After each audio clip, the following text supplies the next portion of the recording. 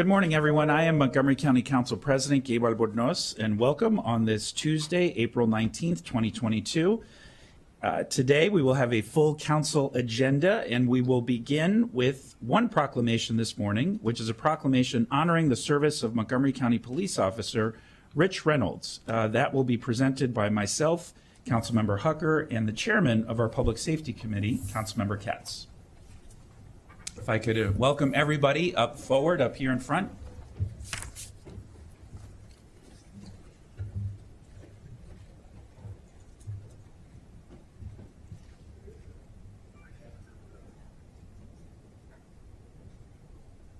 You get to stand wherever you like. How's that sound?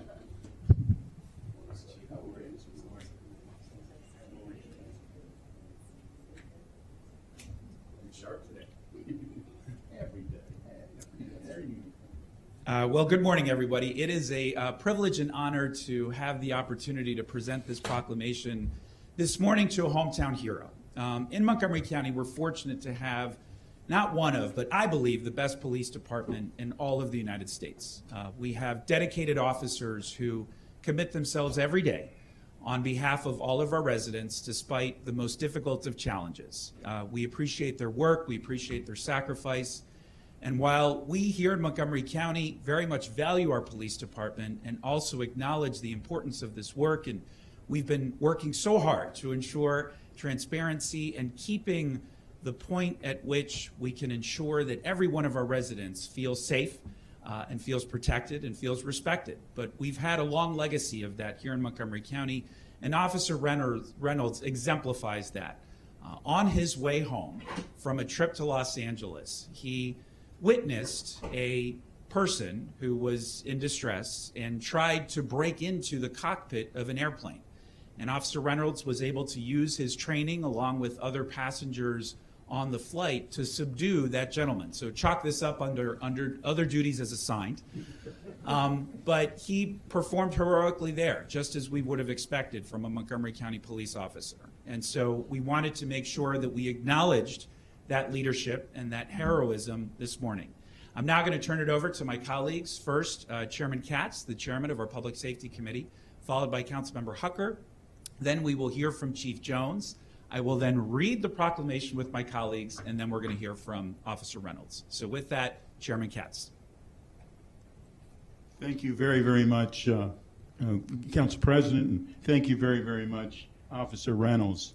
You know, first off, let me congratulate Officer Reynolds for obviously doing the right thing at the right moment and saving a plane full of people. And you know, that's something that we all take for granted, that someone is going to step up during those horrible moments to do the right thing and to save us. And of course, it's not something we should take for granted. It's something that we should absolutely, sincerely appreciate. And Officer Reynolds obviously did the right thing at the right moment, and we're also very, very grateful. But, you know, I also want to congratulate the Council President for doing this. All of us, all of my colleagues from time to time, have gone to the award ceremonies that Montgomery County Police, that the police chief, Chief Jones, has put on for the people who save lives on a daily basis. And usually those award ceremonies, the families are there, the police officer themselves are there and their colleagues, but the public doesn't see it. We take it for granted that if someone calls 911, that we're going to have a person, a police officer or a firefighter or a first responder be there that is going to save our life, that is well trained, has the proper equipment to do the right thing and save our lives of ourselves and our loved ones. We need to do more of this. We need to do this very, very publicly to thank the officer and everyone else who's associated with this, to remind each of us that Montgomery County does a wonderful job each and every day, and we are so very proud of all of our first responders. So congratulations and thank you. Councilmember Hucker. Thank you, Council President. Thanks to everybody for being here to recognize Officer Reynolds' great accomplishment. It's great to be here with Chief Jones and Captain Flynn as well. And Officer Reynolds, we're also proud of your accomplishment and so grateful. Chief, I didn't know there was apparently a block of training at the Academy. It's subduing a passenger at 30,000 feet. But I would always bet on a product of Paint Branch High School to do the right thing and have the presence of mind to save lives when called upon. So I'm so grateful for this accomplishment. It's just a reminder of the thousands of men and women that are in our police force and our first responders generally that put their lives on the line every single day and commit acts of bravery and sacrifice and heroism, sometimes that we never find out about.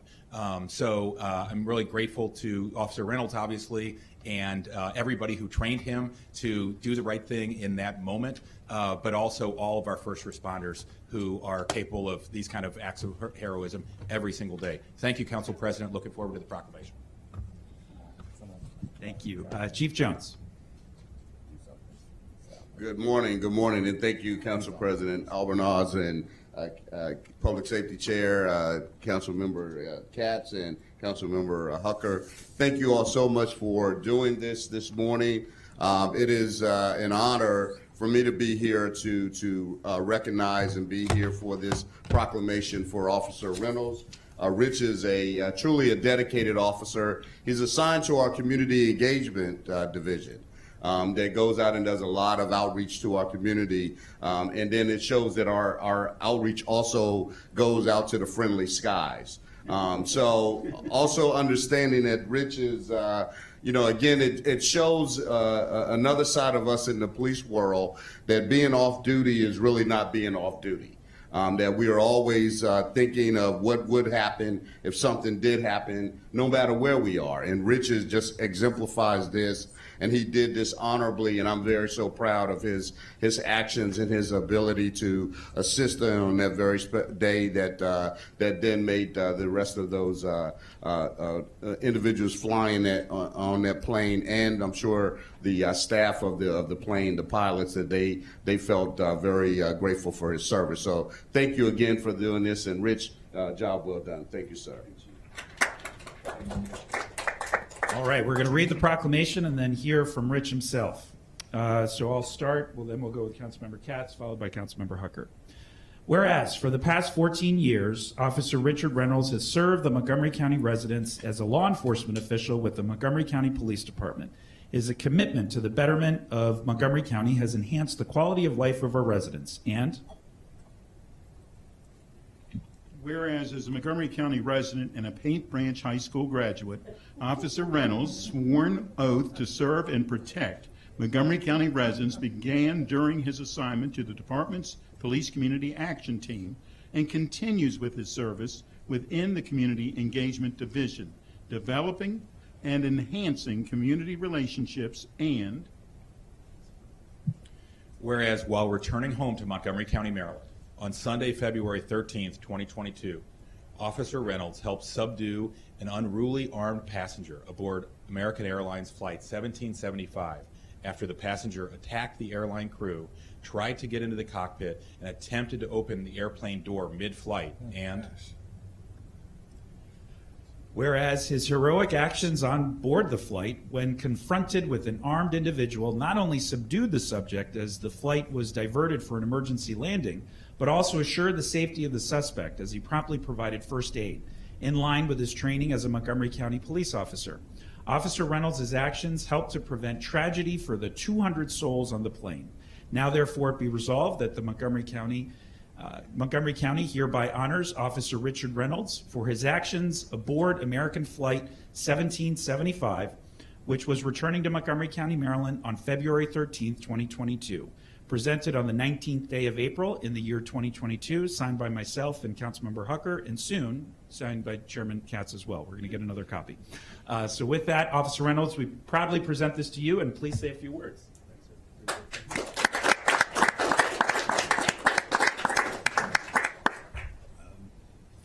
Honestly, I didn't know I was supposed to speak, so I'm kind of thinking about what to say. Appreciate the kind words. Again, I didn't realize it was going to be this type of recognition, so thank you. It means a lot. I don't know, I guess in 14 years as a police officer, really seeing people's reactions when we got landed on the ground, it really kind of opened my eyes up to a lot of stuff that people really do care about a lot of what we do, and it really does matter. And even in some good times and bad times, it really, the police job and protecting people really does matter. So I guess thank you to the people on the plane and everybody here. It means a lot, and I appreciate it. Thank you.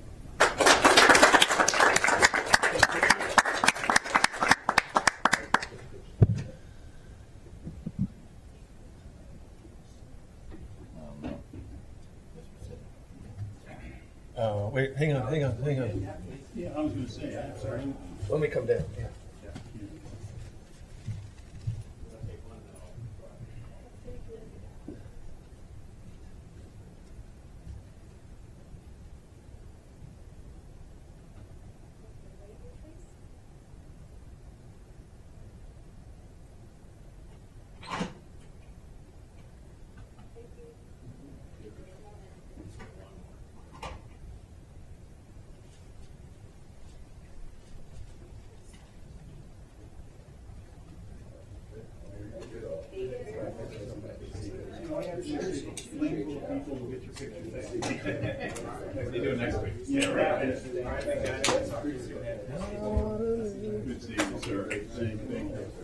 Hey, Chief. Good to see you. Good morning. Good morning. How we Great doing? to see you. Good Well, to see how are you? Yeah. Good.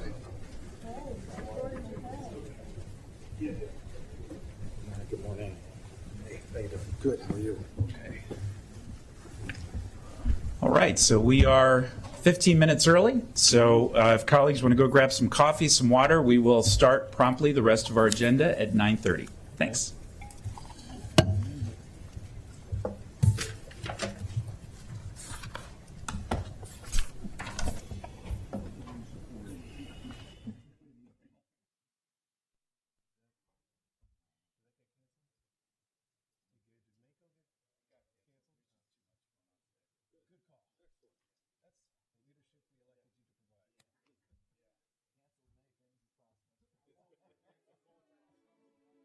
That's right.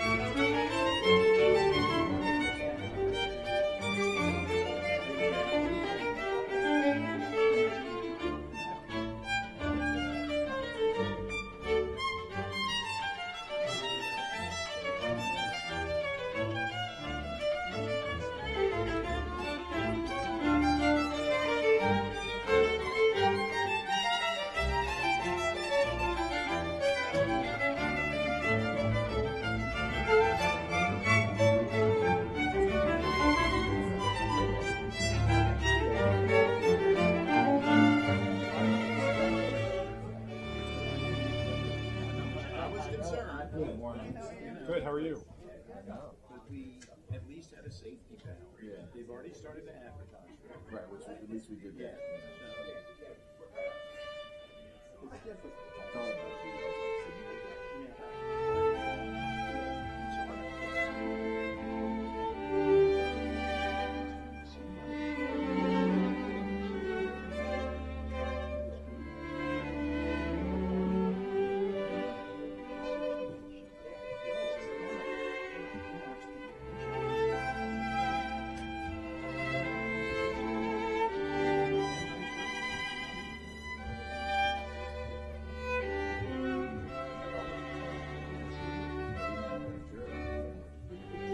Is that jury underdone?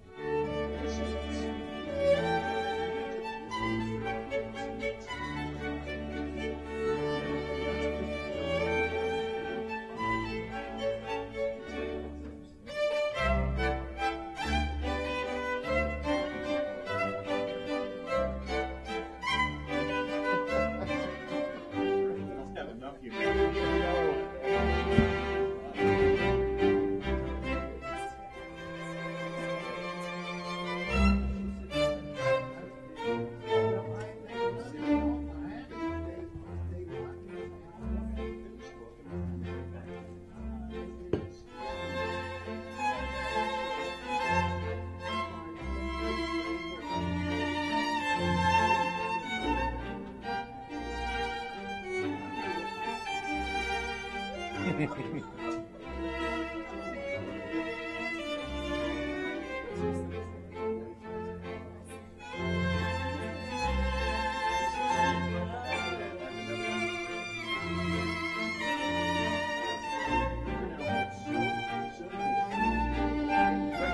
It gets even better. It gets even better.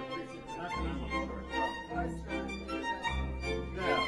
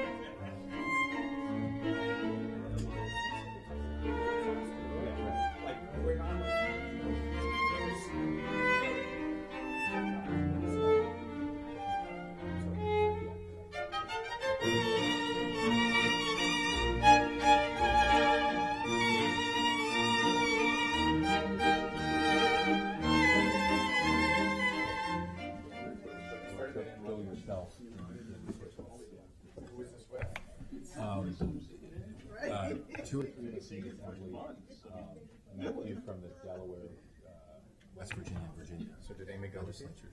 No, we were still engaged at the time. All right. I've got 9:30, everyone. Good morning. If we could get countdown just to officially start. Good morning. We're live in 5, 4, 3, 2, 1. Good morning, everybody, again. I'm Montgomery County Council President Gabe Albornoz, and welcome to this Tuesday, April 19th, full council session. We have a full agenda today, and we begin public hearings this evening regarding the proposed county executive's budget, which we will be getting an overview from in just a moment or two. Want to start this morning with the Montgomery History Minute, again, brought to you by Montgomery History. Did you know that the Noyes Library in Kensington was the first library in Montgomery County and is now one of only 8 in the United States that focuses solely on children? The Noyes Library was founded by Crosby Noyes and Brainerd Warner as a neighborhood library for the citizens of the new town of Kensington. It opened on January 10th, 1893. Warner, a real estate broker and banker who was one of the founders of Kensington, donated the land and built the library building. Noyes was the editor and publisher of the Washington Evening Star newspaper and filled it with the library with books, many of which he had reviewed for his paper. It is the oldest library in the Washington, D.C. area, predating the Jefferson Building of the Library of Congress by 4 years, and joined the Montgomery County Library System in 1951. It's a treasure in our community. I know Councilmember Jawando, as lead for libraries, has been there with his family, as is mine, many times, and we're so proud to have it among us. So we now move on to our regular agenda. And Madam Clerk, do we have any changes or announcements? Yes, good morning, Mr. President, Mr. Vice President, council members. We have public hearings on the FY 23 operating budget, which will be held on April 20th, 2022 at 1:30 p.m. and April 20th, 2021, 2022 at 7 p.m. and as the council president mentioned today at 1:30 and this evening. There are a couple of corrections to the agenda. For A, Expedited Bill 7-22, Fire and Rescue Services, credited service for Group G members. Item number 6L, introduction, this has been added, introduction, supplemental appropriation to the FY22 operating budget, Montgomery County Government Department of Transportation, Transportation Services Improvement Fund, Fuel Relief Disbursement, $75,000. Source of funds is the Transportation Services Improvement Fund. T&E Committee work session is scheduled for April 25th, and public hearing action is scheduled for May 3rd, 2022 at 1:30 p.m. Item 25C, work session, Silver Spring Downtown and Adjacent Communities Plan. Another work session is tentatively scheduled for April 26, 2022. That is all, Mr. President. Thank you very much, Madam Clerk. The clerk has circulated the minutes from our March 22nd, 2022 meeting. Are there any changes? Seeing no changes, those minutes are approved. We've also received the minutes from our closed session on March 22nd. Are there any objections to those minutes or concerns? Hearing none, those are approved as well. We now move on to item number 2, which is a briefing regarding the FY23. Oh, sorry. Just very quickly, Mr. President, thank you. And I just wanted to acknowledge one of our colleagues from neighboring county from Chester, Pennsylvania, that's here with us, one of our commissioners. It's also a member of the National Association of Counties who's watching government and business happen here in the county. So just wanted to welcome Commissioner Farrell. Thank you so much for being here, sir. All right. Thank you. I know Chestertown well. I have an uncle that lives there. It's a county very much like Montgomery County in a lot of ways, so welcome. Okay, so we now move on to the budget, FY23 budget overview. Mr. Craig Howard and Mr. Gene Smith, I'm going to turn it over to you both. And actually, Ms. I'm Michelson. going to start off first. First, I wanted to thank our operating budget team. As the council has known in the past, we've created a team to deal with operating budget issues. The co-leads of our team are Mr. Howard and Mr. Smith, who do a fabulous job. But also other members of the team are Aaron Trumpka, Susan Frog, Nicole Rodriguez-Hernandez, Christine Wellens, and for this overview, Selena Mendy-Singleton helped us as well with the racial equity portion. So it's been a nice team effort. What you're going to be hearing today is our overview of the budget. We're first going to give you the context of the budget. We're going to give you a description of what's in the FY23 budget recommended by the county executive. We'll discuss a little bit about federal resources and the budget, how it relates to the council's adopted fiscal policies. And finally, we're going to give you some recommendations on an approach to the operating budget. So let's start out with the context. I don't think I need to tell you the past 2 years have been hard. In FY21, the council adopted a same services budget with virtually no increases because we had a fiscal constraint at the same time that needs were going up.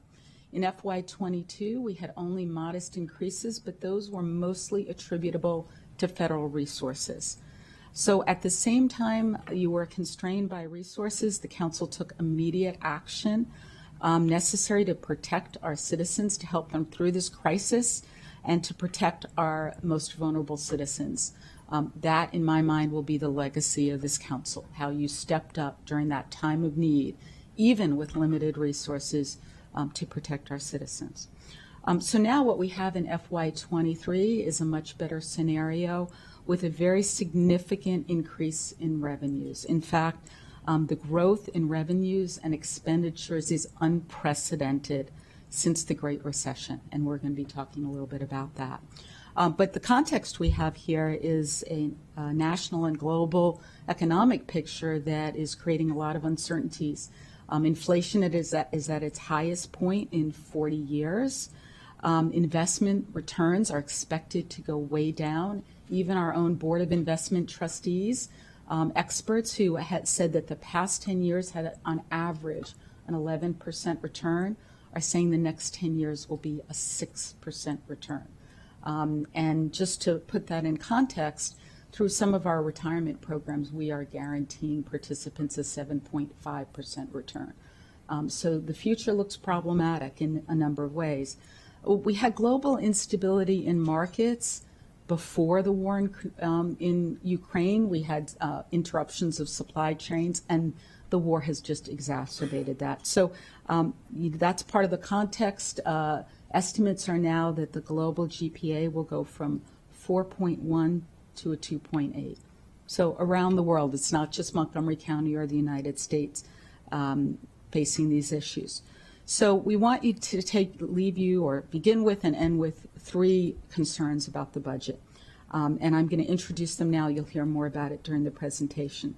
First of all, this budget is a historic outlier. FY23 revenues are supported by the most volatile taxes and by one-time resources, which makes us concerned about going forward.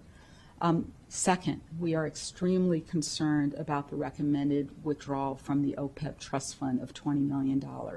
And we'll be recommending that that is not done until the council adopts fiscal policies to determine when it's appropriate to have withdrawals. And finally, we're worried that these recommended expenditures could create a structural imbalance in the budget as soon as later this fiscal year or by FY24. Because even within the budget, the projections for revenues going forward are nowhere near as high as they are in this 1 year. So with that, I'm going to turn it over to Gene Smith to start going in a little bit more detail about the revenue picture. Thank you, Ms. Michelson. So looking at the recommended revenues in the fiscal 23 operating budget, the executive is recommending or is estimating a 5.9% increase in total tax-supported revenues between fiscal 22 and fiscal 23. As noted, that is almost double the average of what we've experienced since the Great Recession. And so I'll just call your attention to the chart that's not only in the packet but here on the slide from fiscal 1 to fiscal 22, including the fiscal 23 recommended. As we can see, during fiscal 4 to fiscal 8, the county saw great growth in revenues, mostly due to the property tax bubble right before the Great Recession. Obviously, a steep decline coming out of the Great Recession as we experienced a significant revision in revenues as that bubble burst. And then since then, our revenues have averaged much less, about 3% a year, except in fiscal 17 when the county approved a tax increase to the property taxes. And as we can see, the recommended fiscal 23 operating revenues is significantly greater than what we've experienced since the Great Recession. The other thing not shown here, but as we noted in the staff report, is that the fiscal 23 to 28 fiscal plan is estimating about an average growth of 3.4% a year in tax-supported revenues, which is significantly less than the estimate of the 5.9% this year. More concerning is if you remove the 5.9% from fiscal 23 and just look growth from 24 to 28, it's 2.8%, 2.7%, which builds on the message that Ms. Michelson was sharing a minute ago from all of us, which is that the tax-supported growth does not look like it may be sustainable for the expenditure growth that we will see in fiscal 23. So some more information related just to the revenues that are in the recommended operating budget. As Ms. Michelson said, the tax revenues are primarily growing in our volatile taxes, the income, recordation, and transfer taxes. This is not unsurprising, and to some way it actually mirrors what's also going on in the market, where we've seen a lot of growth in some places. But as always, these are our most volatile taxes, and so they're the most easily able to, most sensitive to market conditions and most sensitive to possible revisions upward or downwards, as we've seen. The property tax in this recommended operating budget is at the charter limit or at the same weighted property tax rate as last year. And it includes the income tax offset credit of $692 for each of the resident occupied units in the county. The income tax has exceeded estimates the last 2 years, and this is where a lot of the county's growth has occurred in our revenues. As noted, the revenues, we were not really sure what would happen during COVID. What we've seen is significant growth there, and that's where the fiscal 23 revenues have grown. But as noted in fiscal 24 through 28, those revenues are not expected to grow at the same rate as this year. And then finally, recordation and transfer taxes through the property market have exceeded expectations for this year. But again, fiscal 23 through 28 fiscal plan shows that that revenue growth will not continue as it has for this year. Moving along, the recommended expenditures, the tax support expenditures in the operating budget shows growth in all agencies. And this table displays them all in terms of total growth from 22 to 23, at least the recommended growth. Significant growth in the Montgomery County government at 7.9%. The public schools are also seeing significant growth of 7.4%. The college is seeing a 3.5% growth, and Park and Planning is seeing a 6.8% growth. And then debt service, as always, continues to grow modestly, but at 3.5%, for a total tax supported growth of expenditures this year at 7%, which, as we note later, is higher or greater than the 5.9% tax supported revenue growth that we see recommended in this operating budget.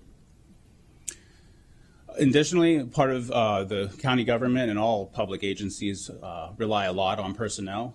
That is the service that we provide most importantly. And so we're seeing, along with the growth in expenditures, growth in personnel. And so this slide shows the recommended total FTEs changing from 22 to 23.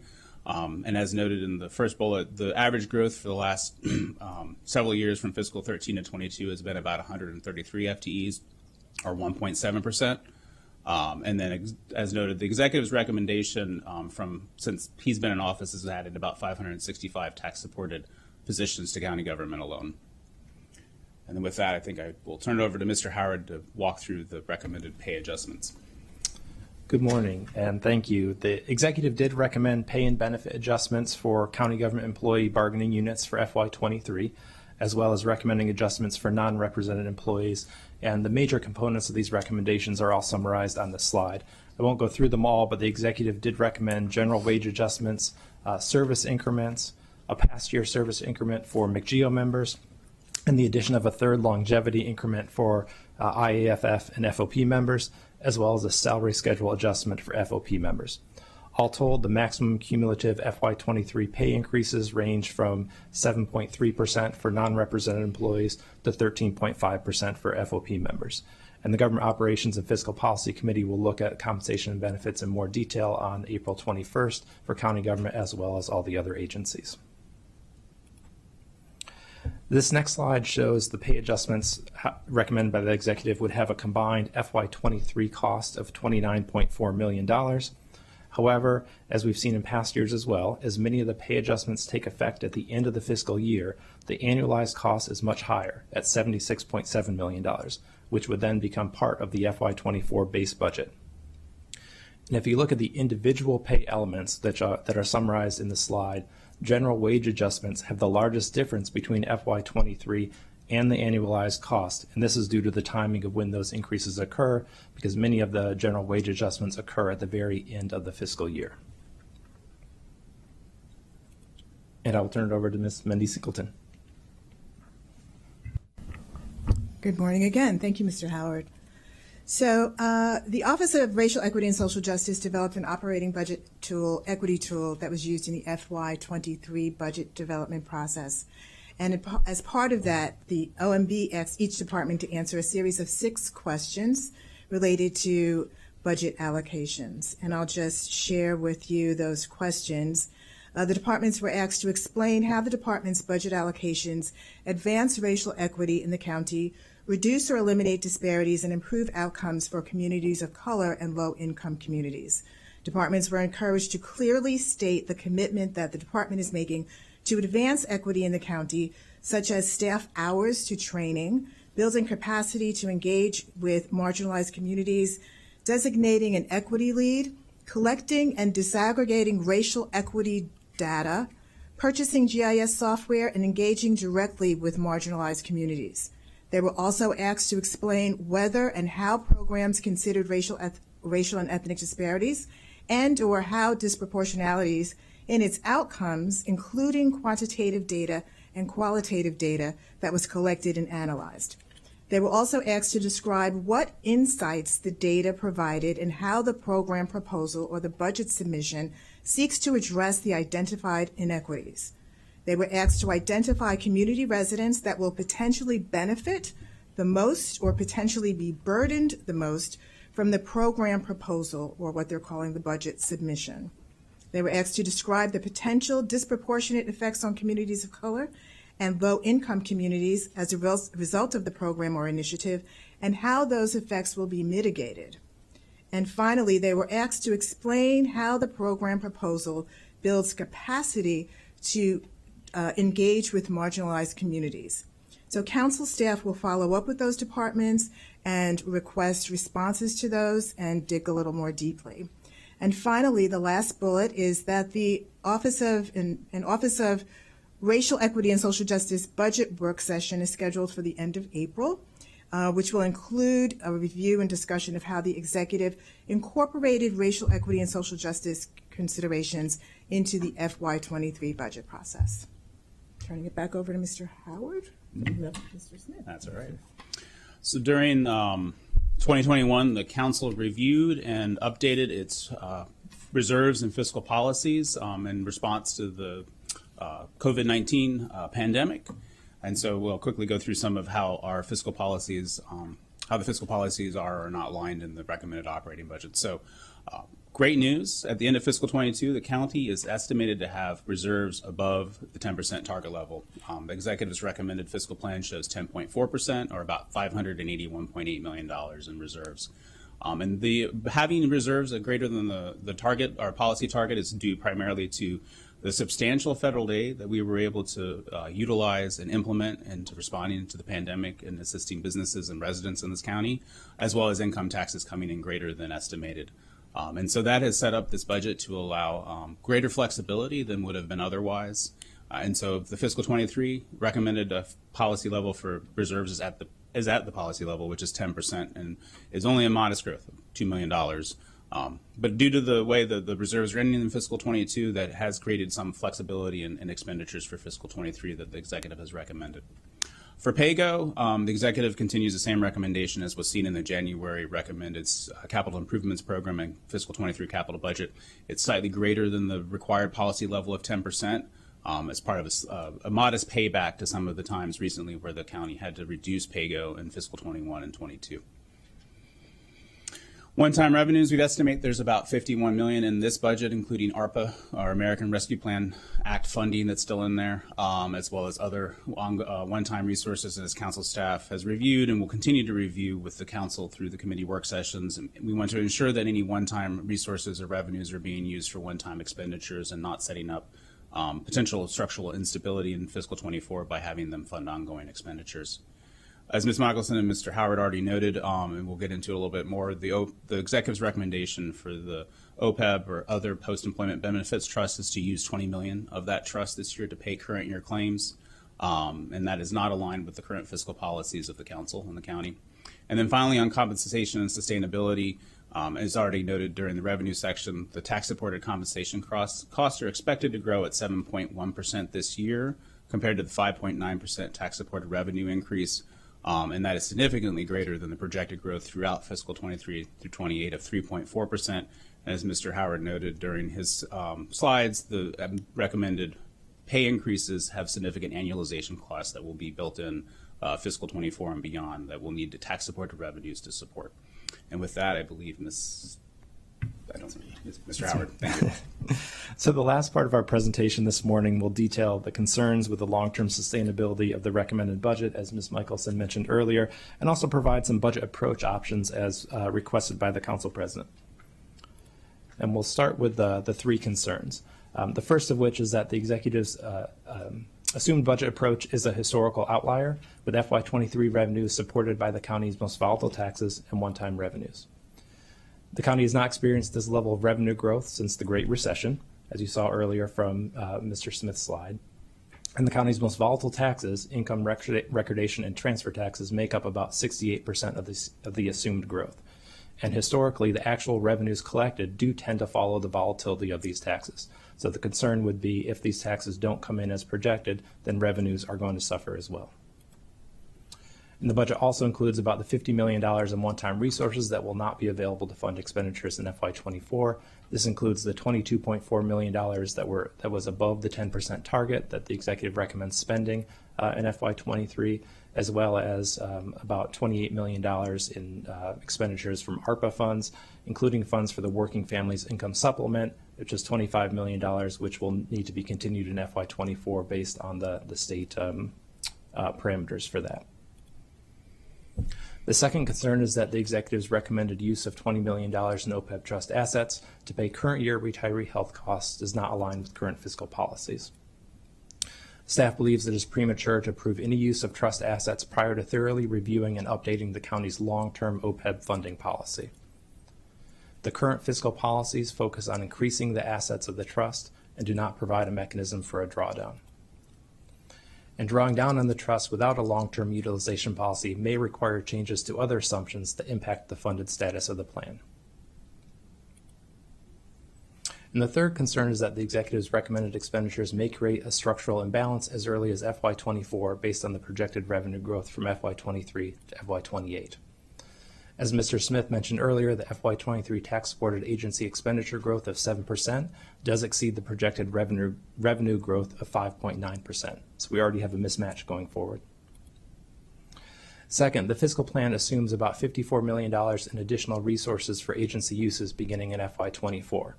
However, known or likely FY24 expenditures may already exceed that amount. For example, the annualization of pay increases and a potential MOE increase for Montgomery County Public Schools, if enrollment increases as projected, would exceed the $54 million that's currently being shown as available.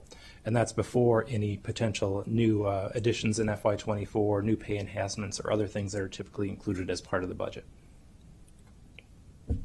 And third, the budget does not include any contingency for unexpected expenditures, including new pandemic expenditures without depleting reserves below 10%.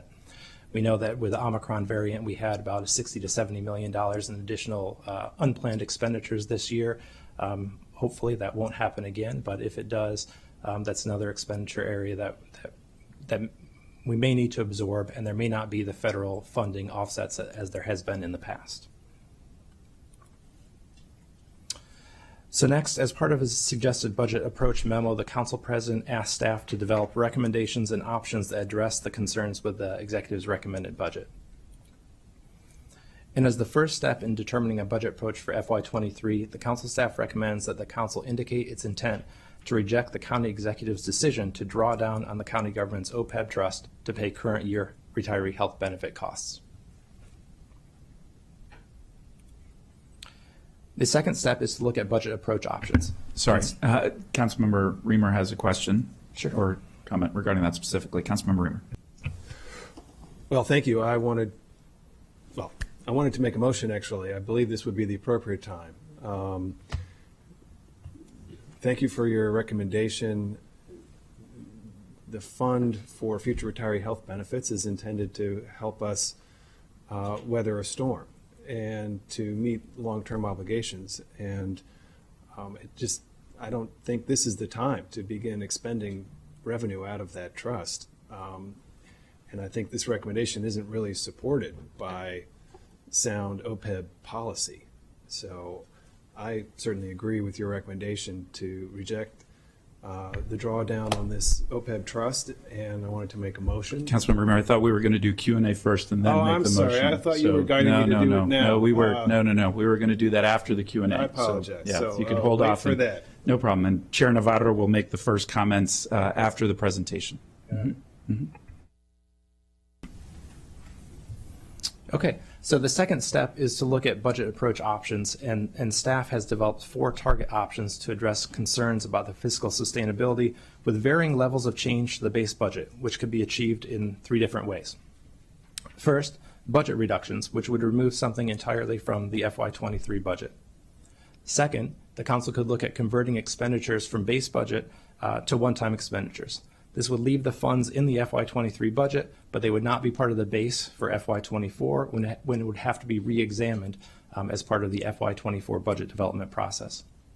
And the third option is delaying certain expenditures for consideration until January 2023 after the December fiscal plan update is received, which will include revised FY23 revenue projections. So we can see how the county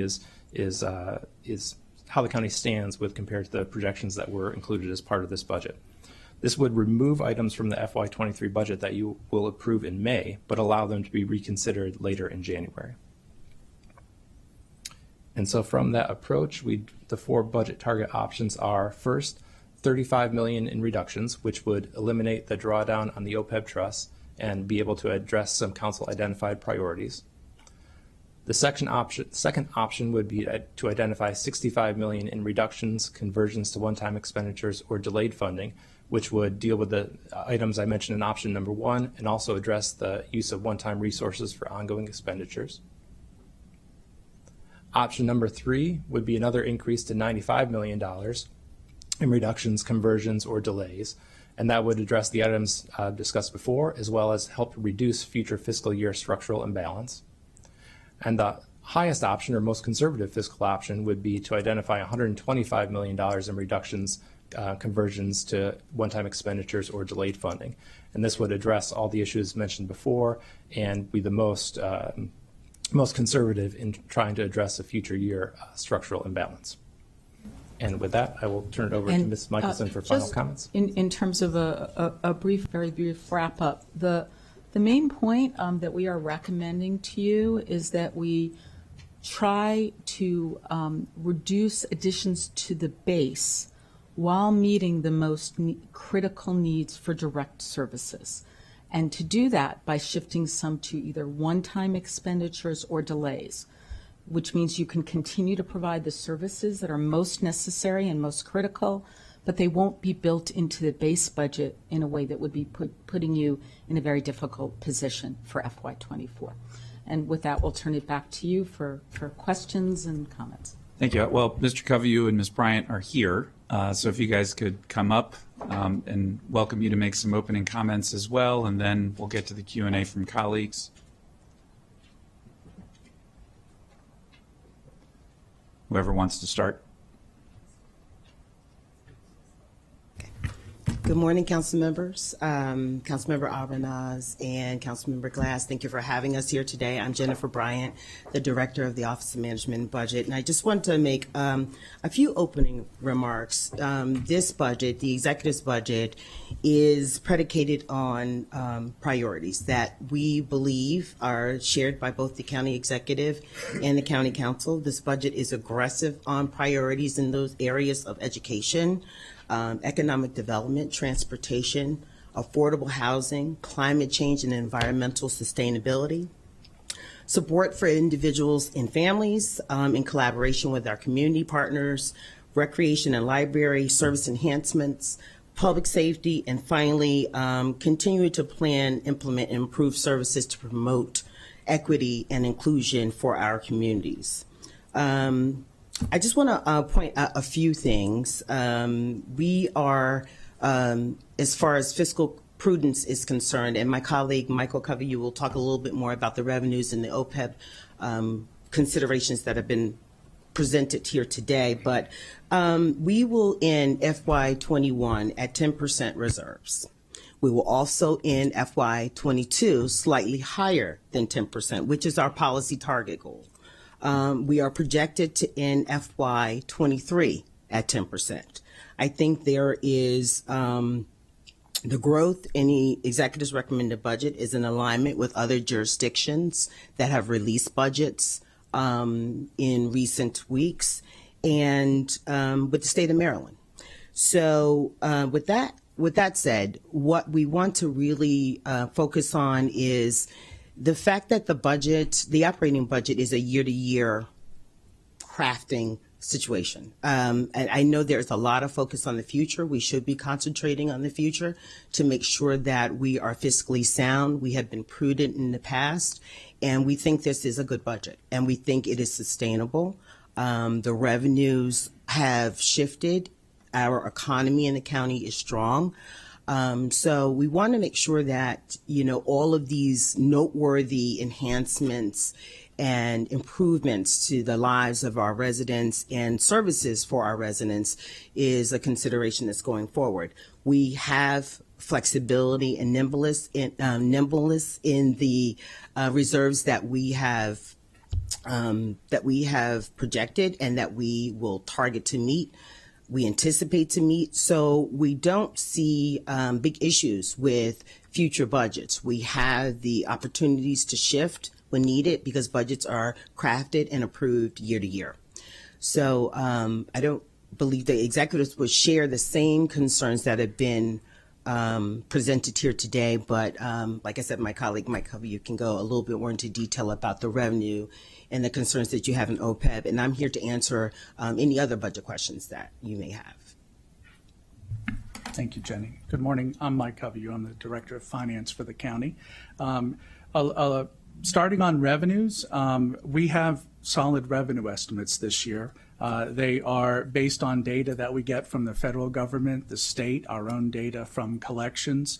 They're also based on independent economic analysis that we get from Moody's Analytics. They're also put together in light of what's going on around the state and at the state. They are vetted by the Revenue Estimators Group. We saw nothing to make us think that we were not on track when we put these revenue estimates together. The estimates aren't outliers. FY23 looks like a bit more of a bump because FY22 income taxes actually retreated a little bit compared to FY21. And FY20 and 21 both came in quite a bit higher than expected.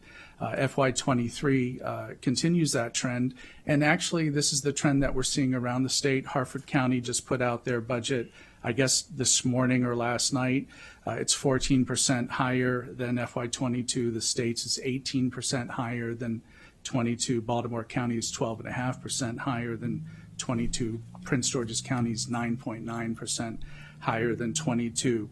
I don't see any reason that the current world affairs are going to affect us long term. There is a delay in the event that there is a recession at some point in the future. There will be a recession at some point in the future. We do not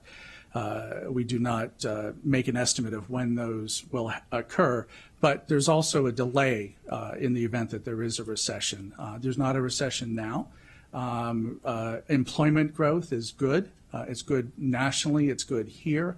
Unemployment is very good also. Inflation's been high for the last several months, actually. It was higher in February and March primarily because of the Russian-Ukrainian war.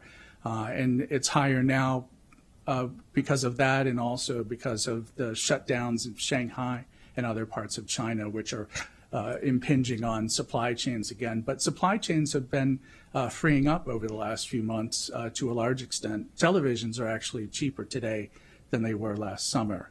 And as far as volatility, 3 of the 5 largest revenue sources that we have, including income tax, which is the second, and at one time it was actually the first or the largest revenue source for the county, are among the more volatile revenue sources. But that's actually just the way those revenues are. Our estimates, again, are middle of the road. We picked the center line for the most part on the bell curve after we modeled all the revenues. And I am very happy that they are not overly cautious or overly optimistic. I think they are middle of the road, and they should carry us into the future. As noted in the packet, revenue growth is stable over the next several years. It's not a total upward trend. It's a little bit bumpy, but that's the way our revenues come in. And on OPEB, I don't know if you want me to talk about OPEB right now. On OPEB, the purpose of OPEB is to pay these benefits for retirees. It's not as a hedge against anything in particular other than our ability to pay these costs in the future, and its purpose is to pay those costs at some point. None of the trust has been used to pay costs for benefits for retirees yet. The entire time we've had the trust, we've been putting money into it. It's been accumulating money. It's almost $900 million today. We engaged our actuary who was hired by the previous administration to help us understand where we should have the level of the trust fund set. And over the last year or so, they've been helping us with that. They've done an enormous amount of analysis, again, all done by our independent actuary.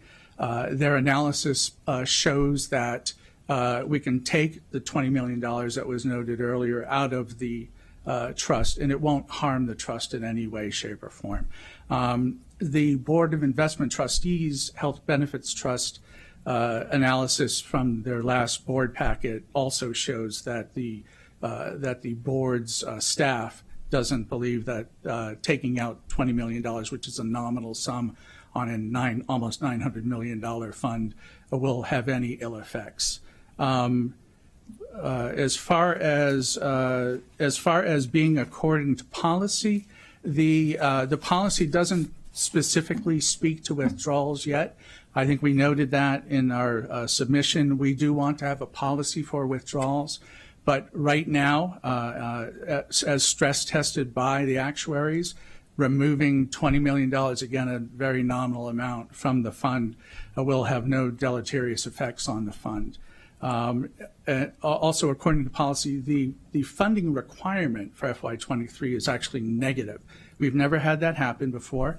A negative funding requirement presumes that you do something with that funding requirement. To zero it out, you need to take the amount that is required out of something. In this case, you'd be taking it out of the trust fund. It's about $13 million in all that the ADC, the actuarially determined contribution, is recommended to be, minus $13 million. Zeroing it out means taking $13 million from somewhere. The only somewhere we have regarding the Health Benefits Trust is the Health Benefits Trust. So to be a $13 million withdrawal, we recommended $20 million in all. That's another $7 million because we understand that it wouldn't have any deleterious effects.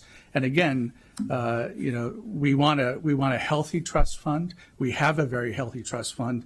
Altogether, when you add in MCPS and Montgomery College, it's almost $1.7 billion. And again, none of it has ever been used for employee benefits yet.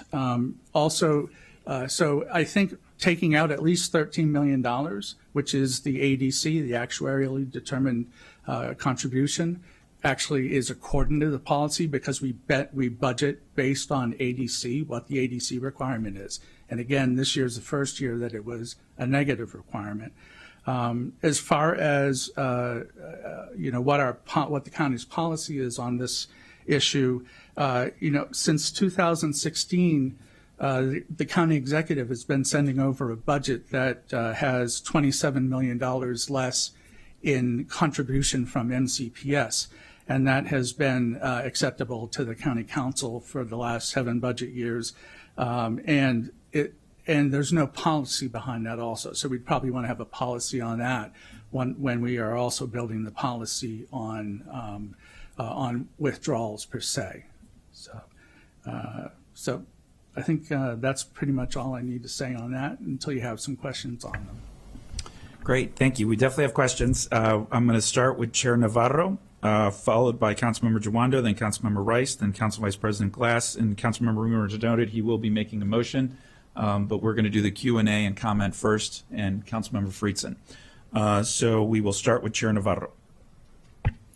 Thank you, Mr. President, and I want to thank the team, both from the administration as well as our council team, for this analysis. I did have an opportunity to talk to the team and review some of the options. I also want to thank this particular council, because when we were hit with the recession that March 2020, the council made a decision, which was really something that the GO committee had recommended, to adopt a policy of same services budget. And we did that because some of us, I know, have been here before and seen a similar movie. And all my colleagues understood that there was such a uncertainty regarding what was going to happen. And so that, I think, was really an important part of this particular story. And of course, if we think back, we have been very, I think, fortunate to have a presidential administration that has provided, really important resources to jurisdictions and also to the state, which is why, if you have an average constituent, and I don't mean average in terms of being demeaning or anything, but, somebody that really pays attention to the details of these budget processes year after year, it might seem like this is an extraordinary time.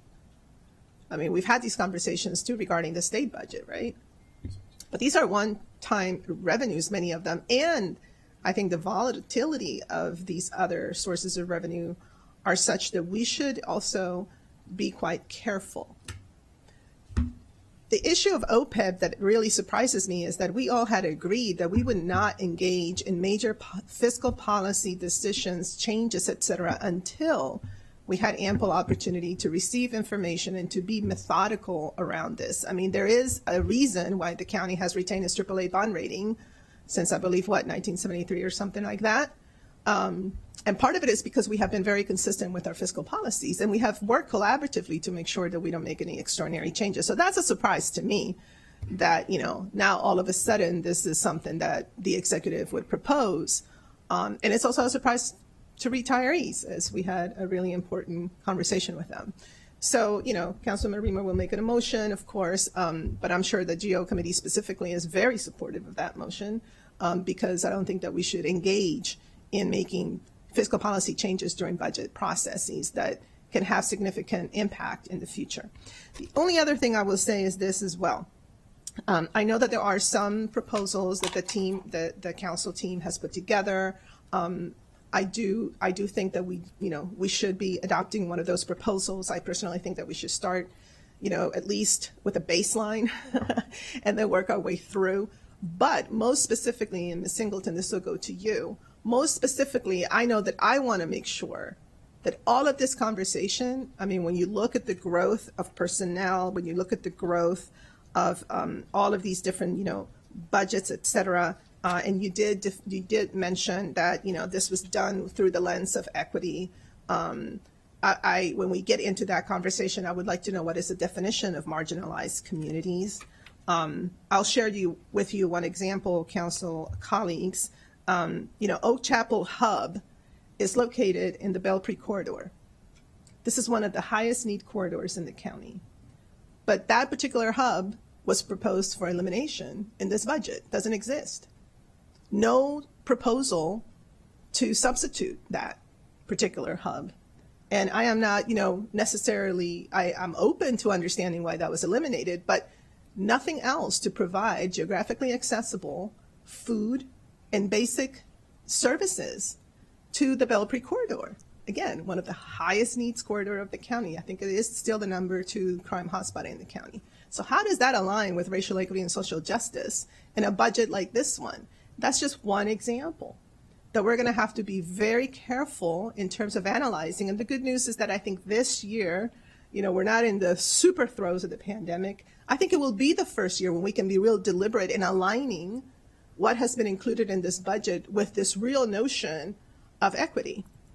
Because I am not necessarily opposed to adding, for example, staff or things of that nature, but I want to understand how are we really realigning? What happened to the restructuring proposal that the executive had talked about in the very beginning? And how is that aligned, again, with our equity principles? I think all of that will be, important to understand and to address. So, in general, again, I do believe that overall, the fiscal policies that we have put together were respected, with the exception of course, OPED. But again, we need to be very careful in terms of also our reserves. I mean, it is awesome that we have reached that point and we're a little bit over. But I will end with this. We also need to be super careful about how we articulate this narrative of the pandemic being completely over, because the effects are not over. We're not done. The geopolitical issues are real as well. And I don't know about the supply chain issue that you said was resolved, but I was at the grocery store yesterday and there were signs all over those aisles saying, excuse us, but a lot of products, basic products. This lady walked right by me and looked at me and said, no more cream cheese. Again, and so my point is that, we're not out of the woods yet. There isn't clarity yet. And so just like this council decided in 2020 to be proactive and to position ourselves in a space where we could, be fiscally responsible, I think that we need to continue to do that. And again, while making sure that what's included in this budget really, truly comports with this prioritization of racial equity and social justice, because we know that the disparities have actually been exacerbated because of this pandemic. And so I have an open mind, but I want to see the examples. I want to understand clearly. I don't want just, a note that is some platitudes. I want to see exactly how that is connected. And again, just with that example about Oak Chapel, I am, I will keep an open mind, but that to me was glaring. So with that, Mr. President, I thank you. And again, I thank the team for this extraordinary analysis and look forward to the work sessions. Thank you to the Chair of our Government Operations and Fiscal Policy Committee, Chair Navarro. Next, we're going to hear from Councilmember Jawando, followed by Councilmember Rice, then Council Vice President Glass, then Councilmember Friedson, and Councilmember Reamer will be making a motion soon. Councilmember Jawando. Thank you, Mr. President. Good morning, everybody. Thanks for being here. I want to echo thanks for all the work. I know this is a big endeavor and a big affair. Couple questions, and then I want to make a few comments as well. To Ms. Bryant and to our Mr. Covey. I was looking right at you, trying to remember your last name, but not used to looking right at you.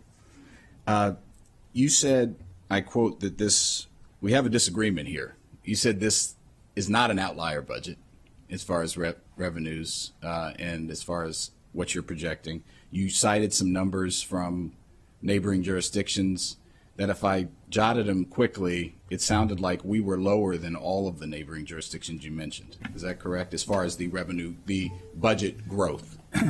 Yeah, those were the budgeted. Not revenue, I'm sorry, from the budget growth right, for neighboring exactly, jurisdictions. Yeah. Yes, and those are, we're a very early budget. Our recommended budget obviously comes out on March 15th, but we're one of the first in the state. So there aren't that many local governments that we're aware of that actually have budgets at this point. I think Fairfax recently did theirs. I'm not sure when DC does theirs, but yes, Hartford and Baltimore County, Prince George's, and of course the state, which just finished up their budget about a week and a half ago. Are all significantly higher spending than we are. Appreciate that, because we're at 7% in the proposed budget increase. Right. Okay. Yeah. Talk to me a little bit about the pass-through entity filings. I think it's important for the public to understand this. the increase in that budget, what it is, my understanding, those are like sole proprietorships. It has a lot to do with people who have the change in our economy, Right. and people who are filing and working differently. Could you talk about that revenue stream, what we've seen, what the estimates have seen, and what we see going forward? Right, yeah. I mean, that's a good question. What we've seen this year is a continuation of the last couple years. PTEs, or pass-through entities, are typically, they're non-C Corp companies. They're not corporations. They're sole proprietorships, they're LLCs, they're partnerships, structures like that, where people pay through their individual income taxes. The Tax Cuts and Jobs Act of 2017, it was passed in late 2017 at the federal level, changed the way SALT taxes, state and local taxes, are deductible on your federal returns. And as a result, states, including the state of Maryland, over the next year or two from that year, started changing their laws about pass-through entity taxation. Also, the federal government changed its laws on pass-through entity taxation to make it more beneficial for sole proprietors and partnerships, LLCs, all the pass-through entities or PTE type filers, to save money by filing as PTEs instead of just as individual income taxpayers or something like that.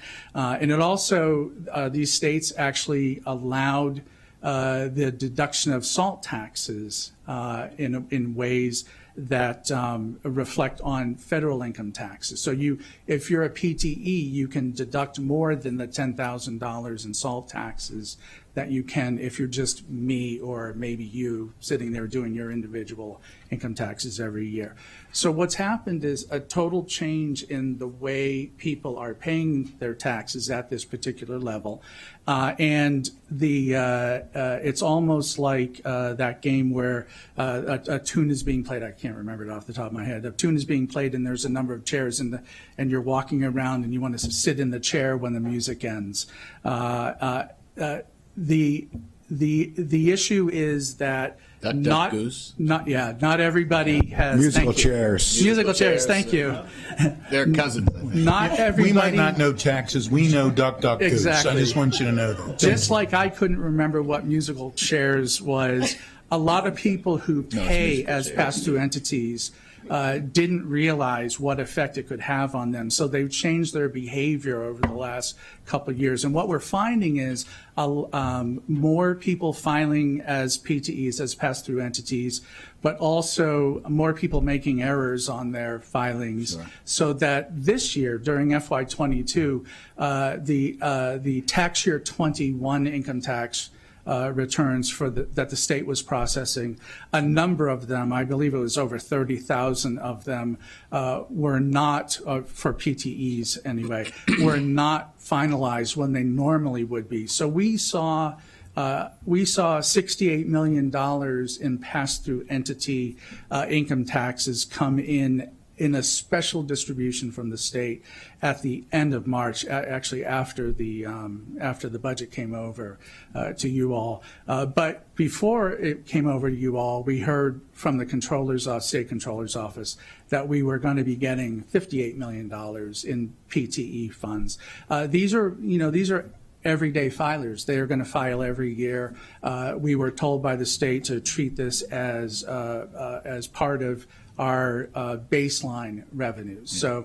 So we did a stable form of income that we expect to continue. Thank you. I appreciate that. Mr. Jawando, sorry. Yes, please. I was remiss to say that the Government Operations Committee and Chair requested a review of this, and so on April 22nd, Friday, there'll be a deeper dive. Again, I was just remiss to say that during the presentation for those watching and for the council members here. Appreciate it. Thank you. For the millions watching at home.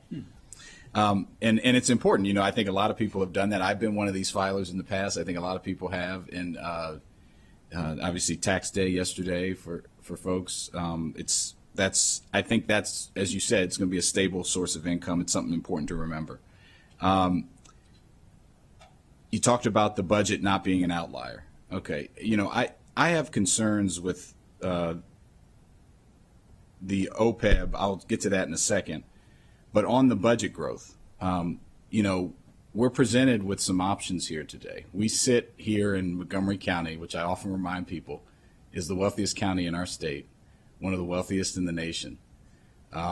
We have, during COVID, 10 billionaires, the top 10 in the world, doubled their income, right? Doubled.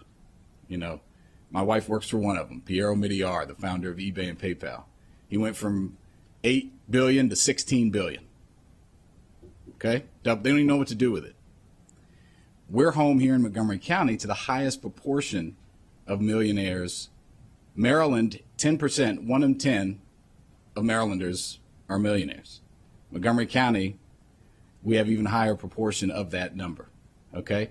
This pandemic, people have been terribly split. It's been very unequal. And that's why we're seeing some of this growth. We could have seen more of it if we'd have made different decisions on recordation tax and other things I was just talking about earlier. But that's why we're seeing this growth, because of the inequity of COVID. In this council, I've been very proud to work on. We've made critical investments to address those gaps, things that we're going to continue to fund, like the hubs that were mentioned and other things. What I think is the worst mistake and what I'm disappointed in that I don't see in this presentation to us is how to continue to make investments and to grow. When you have a good year, you make investments. You invest in your workers, you invest in your people, you invest in your community, and that yields more prosperity for everybody and ticks back inequity. But here we're presented with what I think is a fear-based austerity budget analysis by our team. And I'm disappointed in it. There's no other options. It's how much you cut. We have record returns from stable revenue in a time of inequity, and it's how much to cut.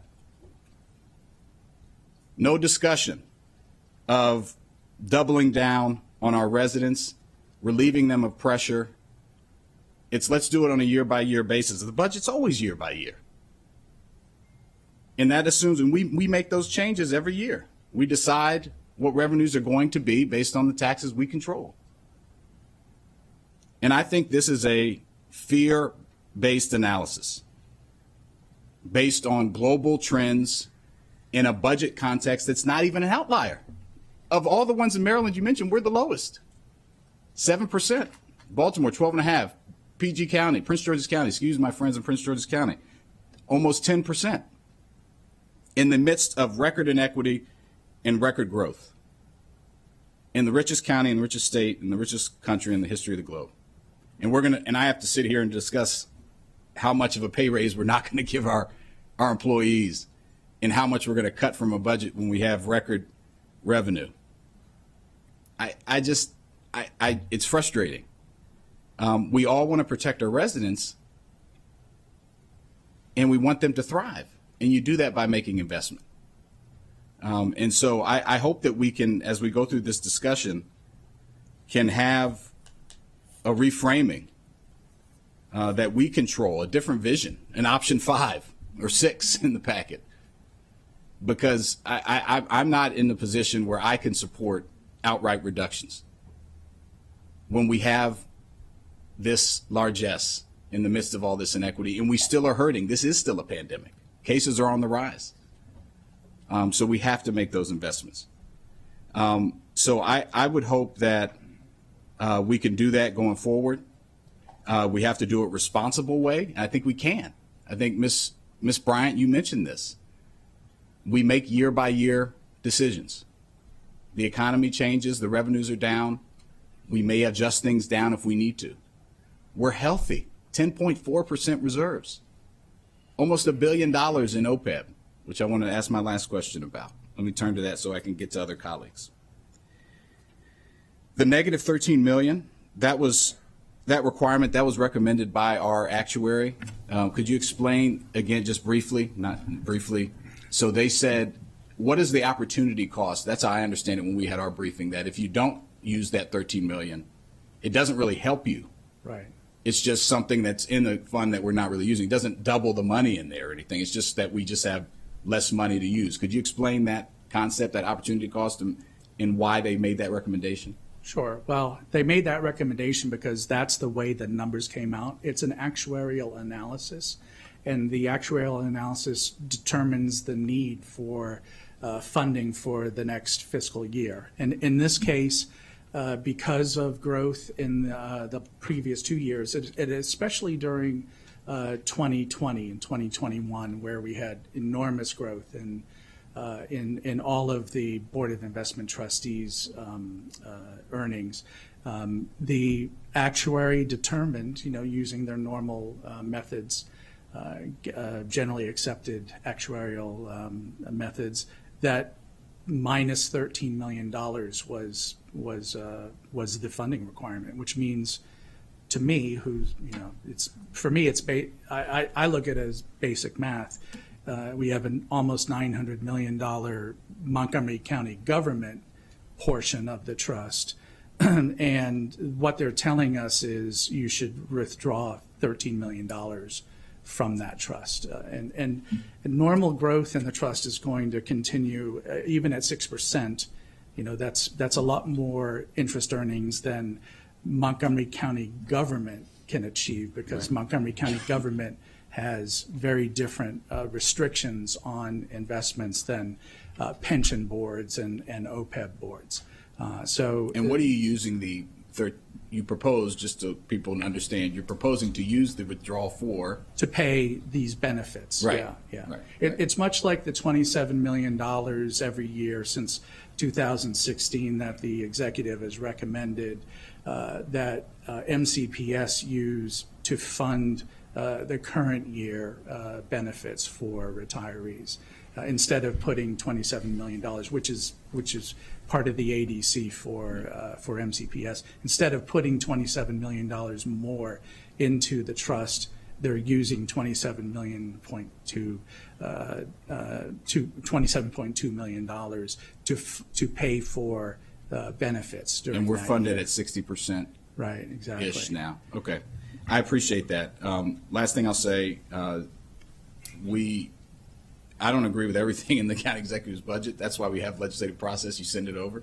But what I do agree with is that we should have a bold investment-based budget and not be scared to do that, realizing we adjust every year. But by making those investments, we actually improve and relieve the pressure for our residents and set the stage for economic growth. So I hope that we can do that. I appreciate the presentation, appreciate all the work. Thank you, Mr. President.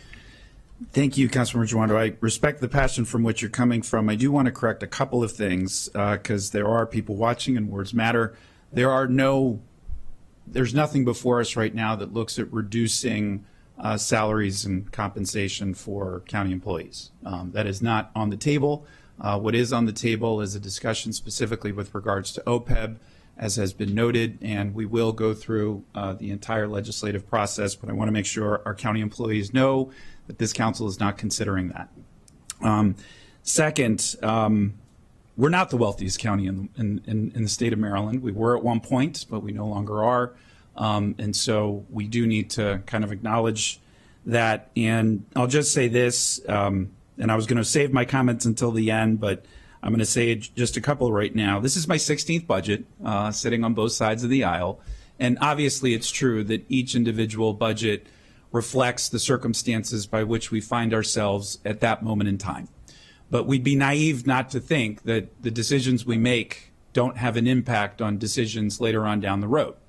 And in those 16 budgets, this is only the fourth that starts from a starting point of additions as opposed to subtractions. And in 9 of those 16, we had mid-year savings plans, which are immensely disruptive to county operations and departments, particularly those that front load their operating budgets, such as the Department of Recreation, and then have to make extraordinarily difficult decisions that impact our residents in a myriad of ways. So balances are a juggling act, in addition to being moral documents, and there's no question we have a lot of need before us, and we are going to work our best to address as many of those issues as possible. But I think that context is important as we go through and deliberate and have these conversations. So we've got Councilmember Rice, followed by Council Vice President Glass, then Councilmember Friedson, then Councilmember Katz, and then Councilmember Reamer. And I'll just note, colleagues, we are running a little behind. And so if we could try and catch up, if you could keep your comments and questions succinct, I would appreciate it. Humbly ask that you consider that. Councilmember Rice. I'm going to take no offense that he said that before I started. No. Thank you very much, Council President. And I want to start off where Councilmember Navarro left off, because I grew up in the Belpre area. And I do believe that we have to be very intentional about what it is that we're looking to do when it comes to our budgets. We have made some great strides over these past few years in meeting the needs of our community. And really, I think we should be incredibly proud, both the county executive and the county council, in terms of addressing some of those issues that are at the forefront better than. And, you know, I just highlighted my colleague from NACO, but I've oftentimes bragged that I think Montgomery County does it right. And we have invested in places that we knew were areas that needed it. And not just for COVID, but it's after COVID. And so those are longstanding issues that we need to make sure we're mindful of when it comes to our responsibilities. And so while we do pass a budget each and every year that is individual, we also have to recognize that those commitments are something that we cannot then snatch away from individuals once we've committed to them that these are services that we're going to be providing for folks. Because if we are to assume that somehow just because our economy gets better means that their individual situation gets better, we're not paying attention to that bigger picture. And that bigger picture is that instability has always been there in our communities of color and in our communities of lower socioeconomic status. And so we have to remain committed to ensuring that when we step up and provide those services, that we continue to provide those services for those individuals. When I look at what's happening with our BIPOC health initiatives and all the great work that goes on with Por Nuestra Salud y Bienestar and African American Health Program and the Asian American Health Initiative, who I just recently met with and talked with, they're looking about building upon that success that they've seen via COVID. More people are more healthfully mindful of themselves and now utilizing those services more. That requires more revenue. That requires more investment. And so parts of these budget are going to be ones in which we do not step away from the commitment that we've made to individuals, but that we're also watching to make sure that our revenues are in line so that we can continue to support, because the last thing that we want to do is for either way, either voluntarily or involuntarily, take something away from someone that we know is so important to them. And so being able to look at revenue and analyze it as we get a little bit closer to when those revenue estimates come out gives us the ability to make sure that we're not overpromising and under-delivering. It's something that my staff knows all too well, and those who know my office is something that I always say to individuals. I hate to overpromise and underdeliver. I like to meet people where they are, to meet their needs. We've seen it with what's happened with those hubs across the county, and the great success that they've had, and now is not the time to pull back. As we're looking at the White House about to enter into a hunger summit and talk about what the federal government can do in collaboration with states and local governments, it is an opportune time for us to really take a look at what more we can do to help lift people up out of those positions of poverty that they find themselves in one of the richest counties in this state and in this nation, and make sure that we can help them to have a better way of life, a better circumstance that we know we all believe is something that we need to provide. So I do want to talk about something that I think is incredibly important, because it represents over half of our budget, which is our school system and the investments that we've made in our schools and our kids.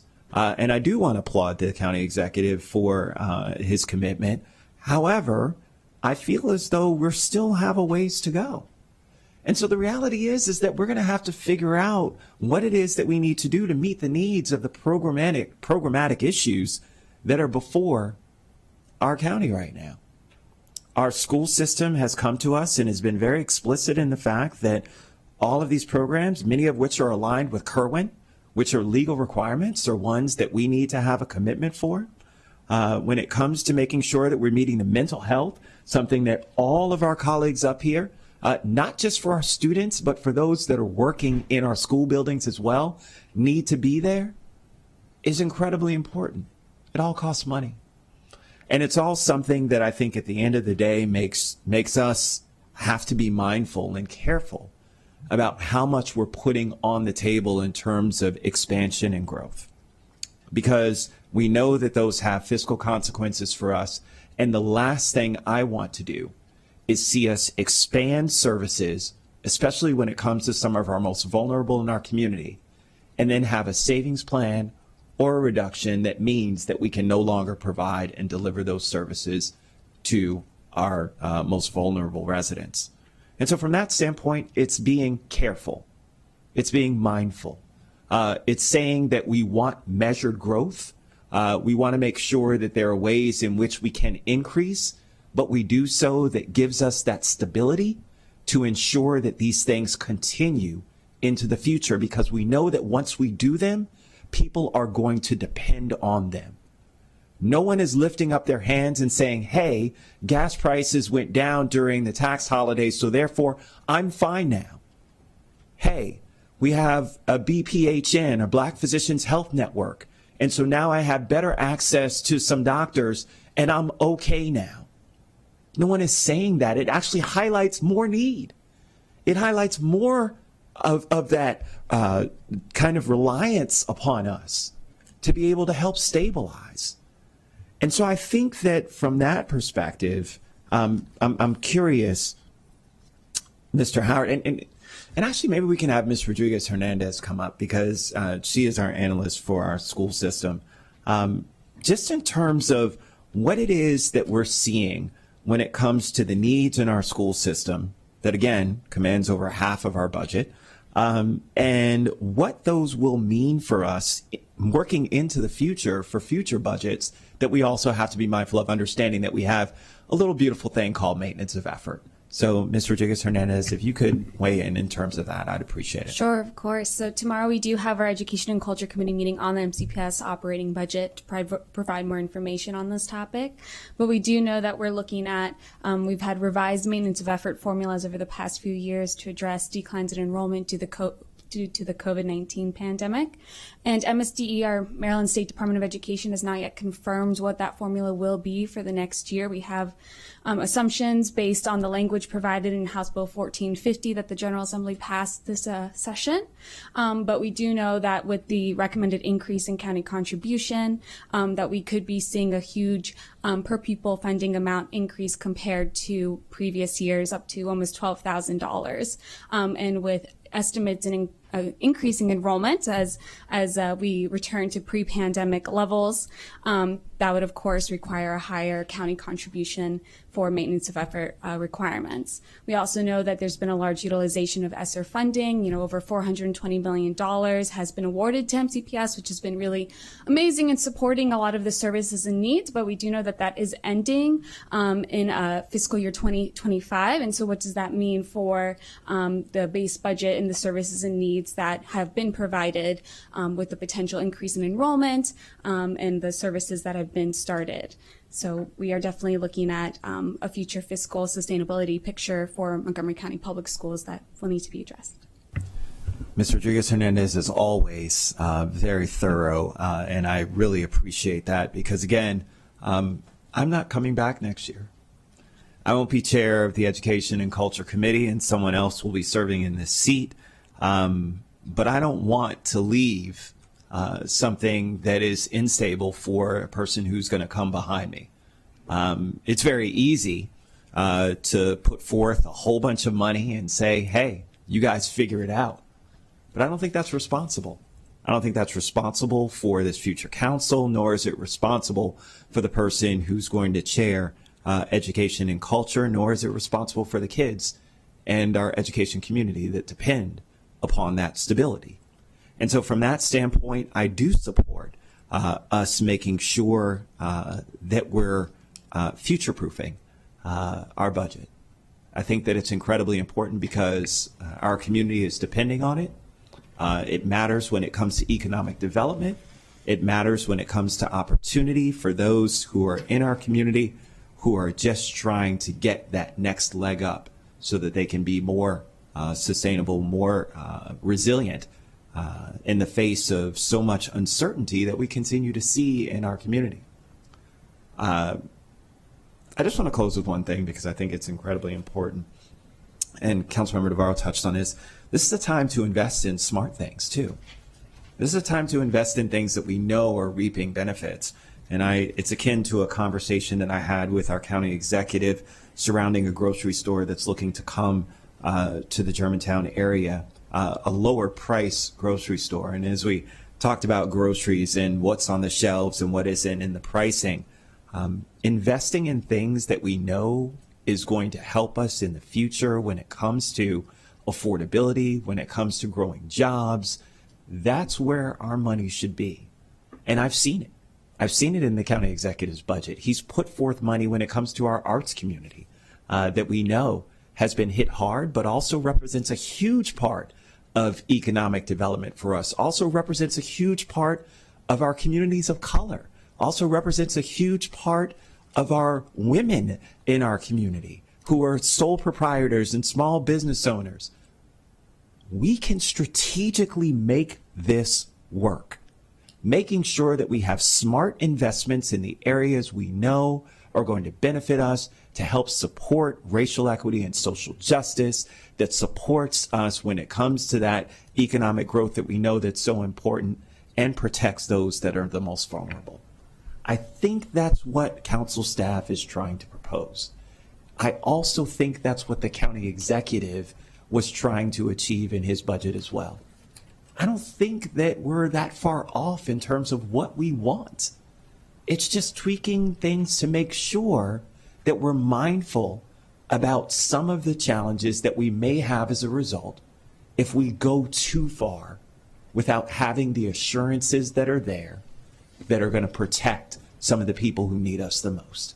And so with that, I look forward to working with everyone. I applaud everyone for what they've done so far. And I think that we will get to a place where we certainly can address all the issues that we know are incredibly important to each and every one of us. I thank you for your indulgence, Mr. President. Thank you. Council Vice President Glass. Thank you, Mr. President, and thank you to my colleagues and to everyone for this conversation. It was a week into serving on this council back in 2018 when we were asked to reduce the FY19 budget by nearly $40 million. And as a newly elected official, that was a big task and a tall order within the first week of serving the people of Montgomery County. And that has been the origin story as to how I view this budget and all budgets that I've reviewed during this first term, wanting to make sure that we set up our community for success, that we don't provide false promises, and that we don't have to hurt anybody in that process. And now that we are in the fourth year of a four-year term, I want to make sure that this budget process does not put the future council into a precarious situation where within their first week, the new members and returning members have to make any tough decisions. And at this point in time, we are still having this conversation. I'm unprepared, I think, I am unprepared, I won't speak for anybody else, to say whether or not this budget sets up a scenario like the one I entered into in 2018. That's what the budget process is for.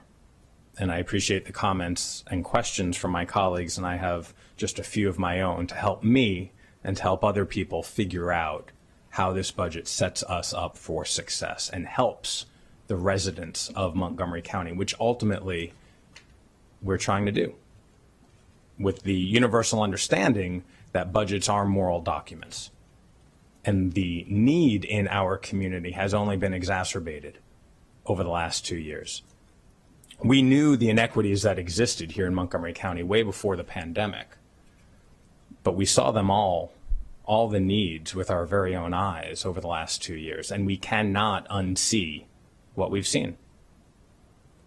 And so one of the line items and a point of conversation that has been discussed this morning is about the increase in the workforce. And I believe it's a 3.4% increase in personnel that is being proposed in this budget. And so I'll ask Mr. Covey and Ms. Bryant if you can elaborate as to the rationale behind that 3.4% increase and which departments, which agencies, and which services that expansion will benefit. Thank you for that question, Councilmember Glass. We did some preliminary analysis once we wrapped up the budget and calculated what the percentages were for position growth. And it turns out that 70% of the increased number of positions are allocated to 4 departments: HHS, Recreation, Police, and the County Council. For HHS, it is primarily school health room personnel for the growing needs that they have at MCPS, the new Adult Protective Services team, the Newcomers Enhancement, and annualization of the Kerwin Supplemental. That's mostly what's in for HHS. Let's see here. Police, there are positions to support requirements of the Police Accountability Board, the civilianization, which is something the executive has been trying to implement and get fully implemented for quite some time now. The civilianization of the 911 call center, which in turn will return MCFRS staff to the field, where we're having, some troubles backfilling and filling slots. And this should occur anywhere between mid and late FY24. Recreation, it represents the opening of the South County Recreation and Aquatic Center and support for recreation programs and community outreach and support for constructive out-of-school time. And the executive recommends, at the County Council's request, positions to support additional new council members, council central staff, the communications NDA, and the Office of the Inspector General.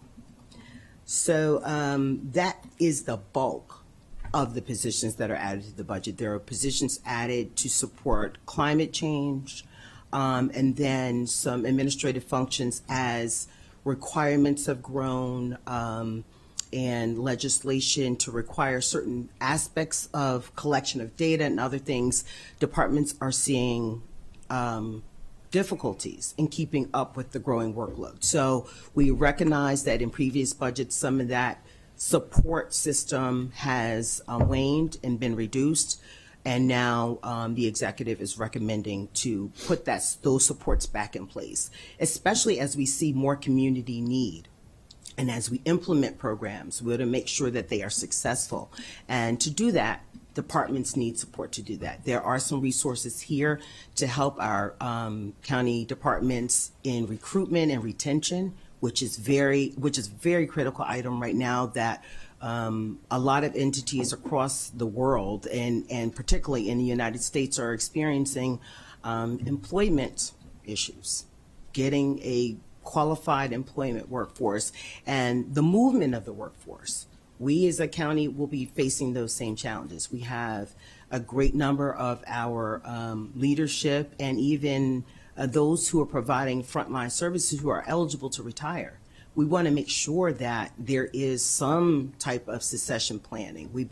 This is an item that's been talked about a lot over the last couple of years. We are at a critical point where we need to provide some support for HR to bring us up to staffing levels that will help deliver the services that the residents expect. I appreciate that, Ms. Bryan. Thank you for elaborating. And I was taking some notes as you were talking. You were enumerating on a number of issues and policies and programs, but to shorthand it, some of these full-time equivalents, some of these personnel increases are to support things like Maryland's blueprint for educational excellence, new rec center, the South County Aquatic Rec Center, Police Accountability Board, and expanded ways to reimagine public safety, and even to prepare for an expanded county council. All of those things are things that this council and the residents of Montgomery County have actually supported in one way or the other, whether it be by direct referendum or supporting legislation that has passed this council. So as I understand it, they are commitments that we've made. Now we just actually have to hire the people to fulfill some of those commitments. That is correct. Okay, that is very helpful. Other things I'll just add as I was thinking through this conversation. As a member of the Health and Human Services Committee, I know that whenever we talk about workplace protection and civil rights, something that this council, this community, the county executive have been incredibly supportive of, we continue hearing from the Office of Human Rights that we don't have enough staff to fulfill the obligation, the statutory obligation. And as hardworking as that agency is, that office is, they need help and support. And we are reminded of it every time we continue doing the people's business of making sure that people feel safe, welcome, and protected in Montgomery County. You mentioned school-based nurses, one of the lowest rates of school-based nurses we have here in the region, if not in the state. And we know that during COVID and with the return to school, we continue hearing from those hardworking nurses that they are overburdened as well. And I know we need to help them in addition to social workers and some of the other things that you've talked about. So I'll end on this note. I am looking at this budget as a moral document to keep our social safety net strong. And that requires having a workforce to hold that rope, to answer the phones, to visit domestic situations, and to provide vaccinations and boosters. And throughout this process, we will dive deeper into how this budget achieves those goals, which I think are universally accepted. I hope they are universally accepted. And that is going to be my guiding light as we engage in this process, and also to make sure that the future council and future county government do not have to, in their first week of coming into office, have to make budget cuts. So thank you. Thank you. Councilmember Friedson. Thank you. First of all, I appreciate this conversation and really appreciate all the work that has gone into the analysis, all the work that the executive branch has undertaken. I echo a lot of the comments that have been made by colleagues. I really appreciate the work. I think the comment by Councilmember Rice about future proofing, which is a new term that I hadn't heard. In the Government Operation Fiscal Policy Committee, we talk about leaving the house better than we found it from a fiscal perspective, but I think it's different ways to say the same thing. And I really do think that that is our obligation in every budget that we undertake as a county council. And I think we've been prudent in that and making sure that we meet the moment that we're in. We also are able to meet the moments that follow, because we have an obligation not just to this current year and to this current budget, but to the future of Montgomery County. We are caretakers for seats for a temporary period of time, for 1 year, 4 years, 8 or 12 years. But ultimately, we're leaving this behind to the next council, and we're leaving this behind to the next generation. And I think that's what this conversation has to be centered around. And when we talk about prudence, it is a lot easier to be prudent when times are tough, because the justification is much easier. What fiscal responsibility really is, the word responsibility, it's really centered around being prudent when times are good and you don't get too excited. You don't overextend yourself. That's where the idea of sustainability and fiscal responsibility is really focused on. And so as important as it was, the decisions that this council made and that we collaboratively landed on, ultimately in the depths of the pandemic, the decisions we make in this budget are even more important from my perspective, are even more difficult and more challenging because they set the stage in an even more significant way. So I've really focused on this idea of collaboration and the fiscal dynamics. I put forward a bill that this council unanimously passed to change the way we do revenue estimating in order to attempt to have collaboration between the executive branch and the council staff and the Office of Legislative Oversight. So I want to start there. What role did the revenue estimating group have in the modeling, as you determined here, based on these revenues to arrive at the determinations that were used as the building blocks for this budget from a revenue perspective? Well, that's a good question. Most of the last year has been, I would say, and maybe Gene would not agree with me, it's mostly been a tutorial, but there's been ample opportunity. I don't know how many meetings we've had of the technical group, sometimes every week for a while. There was plenty of opportunity for input into everything that we do. Plenty of time for questions to be asked. Yeah, if I could just speak about it a little Sure. from our perspective. This is the first year that this group was operating, so it was very much in startup phase. I think from council staff's perspective, we received information on how things have been typically done. I don't think by any means we feel yet that we are comfortable saying that we agree with these methodology, and that's where we're hoping to get, so that in a future year we can come to you and say, we've seen the way the revenue estimates are created, we fully understand them, and we support them. We're not there yet. We hope to be in the future. Appreciate that. The idea of having input and having the opportunity to provide questions is really not the purpose of that effort. Mr. Covey and I both are familiar with the state's process, which is a much more collaborative approach than that. It's a team effort, and the rating agencies have responded incredibly positively that we have one of the best models in the state of Maryland of any other state in the country for this very reason, the collaborative nature of it. I think it would avoid some of the nature of the conversation that we're having here. It seemed clear to me that there is a disagreement here. There shouldn't be to this level of disagreement if the revenue estimating group was functioning at the level that I think it can. I understand it's new, but so I just wanted to flag that, and I hope that as a second piece of this question of volatile revenue sources at the Government Operations and Fiscal Policy Committee, that we also discuss how this group is going to work and how the revenue estimating process is going to function and the level of collaboration that we're going to expect moving forward. It doesn't necessarily have to be part of that conversation, but I think it's a related issue, and so I'd respectfully ask that of the chair who worked together along with our colleague, Councilmember Katz, on that issue. Just switching gears, you mentioned about the other jurisdictions, this disagreement about being an outlier versus not being an outlier. Have you analyzed the number of new positions added, new full-time positions added of other jurisdictions that you mentioned? We've added 565 according to council staff in the last 4 years. Have you analyzed that of other jurisdictions? No, we're just getting these budgets. Okay. Thanks. I think that would be helpful to have that as part of the analysis.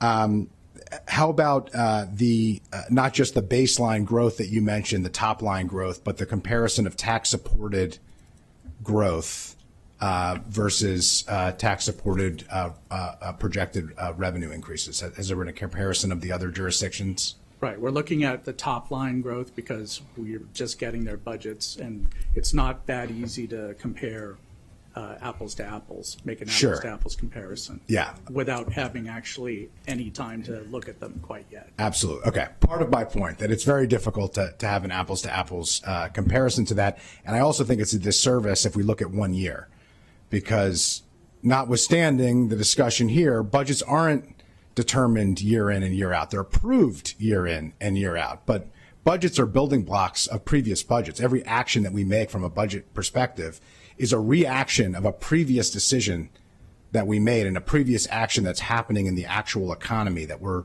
responding to. And so that is what we talk about when we future proof, that we leave the house better than we found it. We're making decisions today that have an impact for moving forward, and so I just think we need to take that to heart. Does the executive branch disagree with particular aspects of the report, but besides the high level that you think it's affordable, and the council staff is raising questions that it may not be affordable? The council staff, for instance, mentioned 7.1% increase in tax-supported compensation versus 3.4% in tax-supported growth. Does the executive branch disagree with that number? Do you have a different number? We do not have a different number, and I don't feel as though the executive branch disagrees with that. Okay, great. That's helpful. Council staff also noted the structural imbalance, that there is a concern that there could be a structural imbalance as early as fiscal year 24, which is basically as soon as this budget is finished, there could be a structural imbalance moving forward, notwithstanding any other additions or changes that we would want to make. Does the executive branch disagree with that possibility or that concern? I do. I mean, the executive branch does disagree with that. I want to note that, and as you all go through the budget, you will see this information. There are $31 million of one-time expenses in this budget. And that is important, an important fact to go forward as you continue your deliberations. Okay, so you don't think that there is a concern about the structural imbalance, but you don't dispute the numbers that council staff is using that are going to create the structural imbalance. I just want to make sure I'm understanding the position of the executive branch as we make these decisions.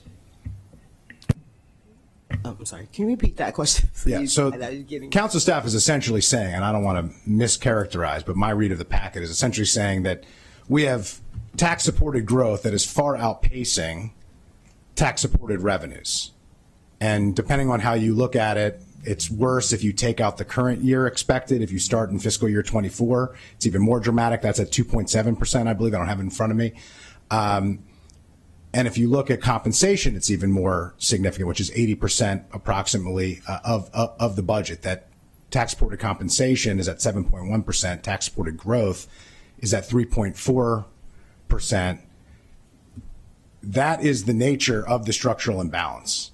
And so what you're essentially saying is you're not saying that there isn't a significant structural imbalance. You just think it would be later than as early as fiscal year 24, which council staff is suggesting? Well, now that I understand your question a little better, I don't think there is a structural imbalance in the budget. The revenues that are supporting this budget are ongoing.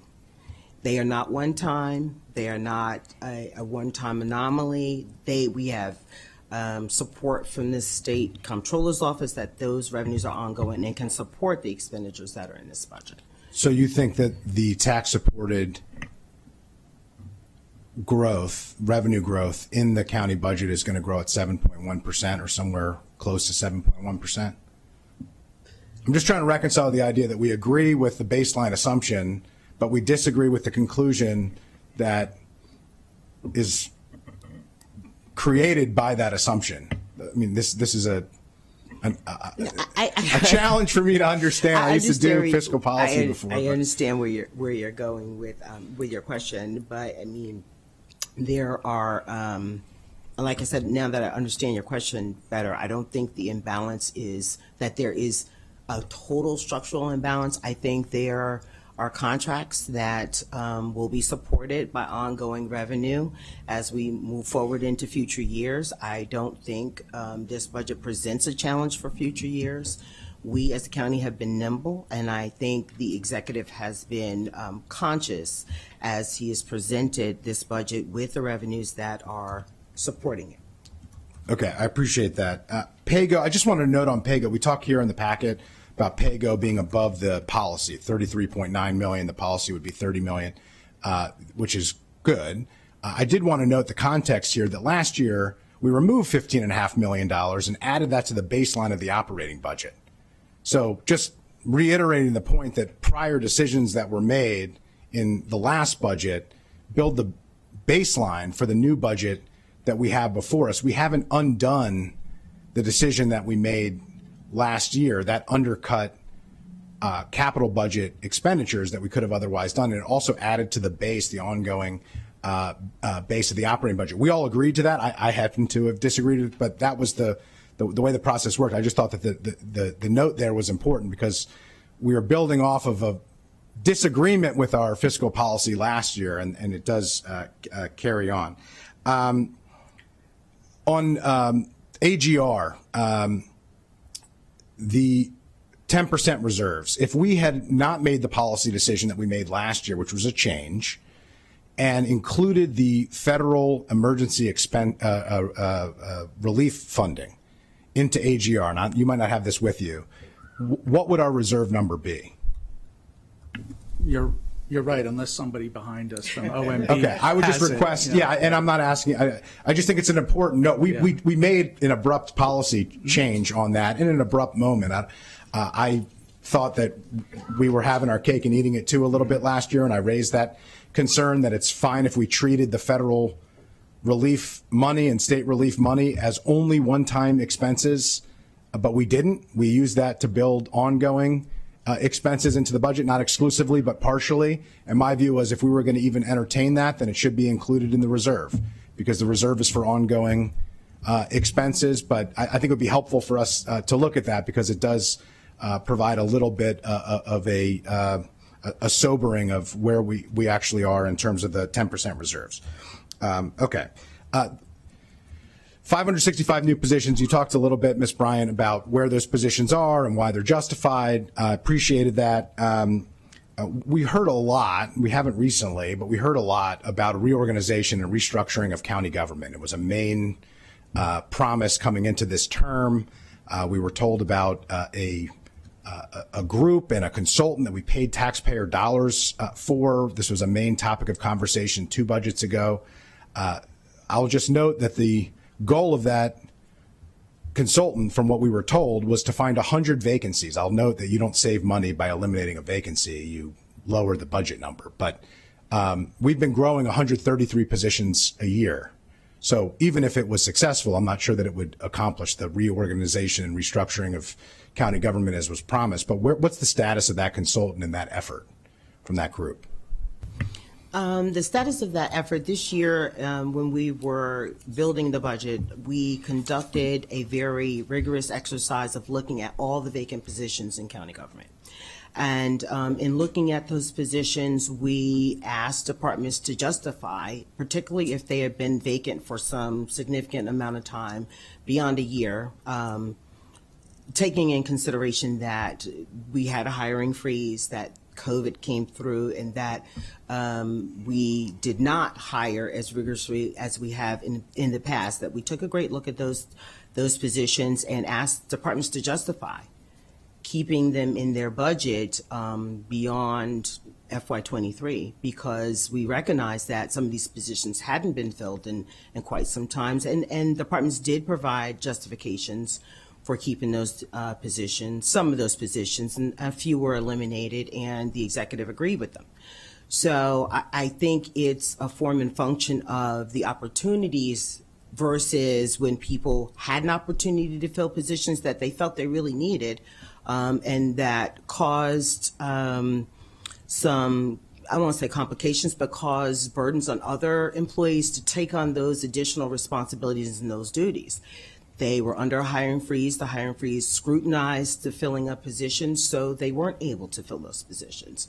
And in this justification process, they talked about the challenges that they've been having in service delivery and supporting their programs without filling these positions. So there were some that were eliminated, and there were some that were not, based on the justification that the departments provided. Is there a final report or analysis of this reorganization? We hired a consultant. We spent taxpayer dollars. We've been talking for multiple years about this grand restructuring, reorganization plan. And up to this point, unless I missed something, the government operations fiscal policy hasn't seen this. The county council hasn't seen this. The public hasn't seen this. So is it being abandoned? Is a new approach being taken? Are we still waiting? I don't think we're still waiting. We have the executives that has taken some of the recommendations of that report, ones that were implementable.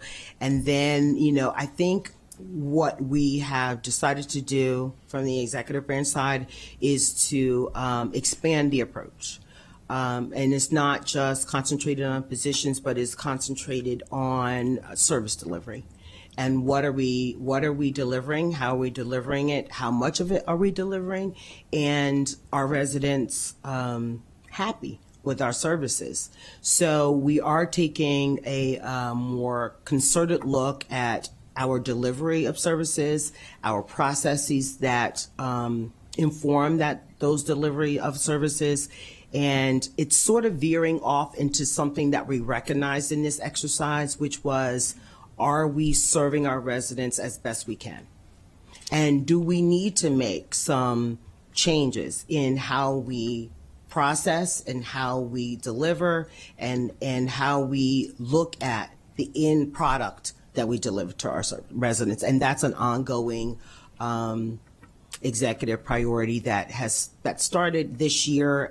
There are working groups that focus on different areas, and those discussions will continue throughout this year. I appreciate that you're just carrying out the executive's priorities. It seems clear the executive's priorities have changed, but I will note that the concern here is the crisis is the opportunity to reorganize, to restructure, to rethink the way we provide services. It appears as though we didn't look at those vacancies during the crisis. We froze positions and new hiring, but we didn't necessarily look at any significant eliminations of positions that weren't working or were hard to fill. And now revenues are good, so we don't need to reorganize and restructure. And so if you don't do it when you're in a time of crisis and you don't do it when you're in a time of prosperity, the question, of course, becomes, when are you actually going to do it? And that's the concern that I have. Again, I understand you're carrying out the executive's priorities, but at a certain point, it seems that the executive's priorities have changed, and it'd be awfully nice if the county council would be brought into the loop of what the county executive's priorities are when it comes to reorganization and restructuring. I think the executive is still committed to reorganization. This process will give us a lot of information that we may not have had before, or information that was I don't want to say displaced, but kind of all over the place. We want to make sure that we're gathering it and that it works for the intended purpose of the programs that are delivered, which are all different depending on the department in which you're speaking of. I don't think he's abandoned that. I just think there's a different approach to going about getting to that. I appreciate it. It'd be nice to know what the approach is, and if that could be shared with the county council at some point over the next few years, that would be helpful. I just want to switch to OPEB. I obviously have grave concerns about OPEB. I've talked about this a lot. It's an obligation, not an option. Every time we hire a new employee, we take on an obligation and a commitment to them, and a fiscal obligation that taxpayers are funding. It was noted earlier that that this would not have a significant effect, an ill effect, but the Board of Investment Trustees, who we appoint to make decisions based on safeguarding these trust assets, have sent a letter with deep concerns about the abrupt decision. Our fiscal policy needs to be reviewed by the county council. The idea that we would make fiscal policy decisions, as Chair Navarro noted, in the middle of the budget is just not the way that fiscal policy is supposed to work. The policy goes first, the practice goes second. And we've gotten this order way out of whack here. And I have real concerns about that. And our fiscal policies only matter if we follow them. And in case after case here, we're not following them. The spending affordability guidelines only matter if we follow them. The spending affordability guidelines for the budget are supposed to be a stop sign. It feels like they weren't even a yield sign here. And I appreciate the fact that that the budget is, aggressive on priorities, I think was said earlier, and I appreciate that. But we need to be equally as aggressive on adhering to the fiscal policy that we've all agreed to, so that we can be prudent, so that we can future-proof the budget. So I'll just close. I appreciate colleagues' indulgence here, but I absolutely strongly believe that we should not make a policy decision, an abrupt policy change when it comes to OPEB, and I'll support colleagues that move that forward and have been consistent on that viewpoint. And when it comes to the council staff's recommendations, I think we should take the more conservative, the more prudent approach to that. There's 4 options. I hope that we move towards the 4th option. And if it turns out that we're wrong and that things are better off than they might have been, we can revisit and we can continue to add funding. It's hard to take away, as Councilmember Rice noted, a service, but it's much easier to add a service, and we just have to recognize that we're not going to be able to do everything, and we have to set up guardrails, and when we set up guardrails, we have to be willing to follow them. I yield back to you, Mr. President. Thank you. Councilmember Katz, followed by Councilmember Hucker, then Councilmember Reamer. Thank you very much, Mr. President. I know that we are way over time, and I will try my very best to be as quick as possible. That is, I want to first off thank the entire team for everything that you've done from both sides, from the executive branch and from the council staff. Obviously, everyone is very concerned about every budget, and this budget is no different.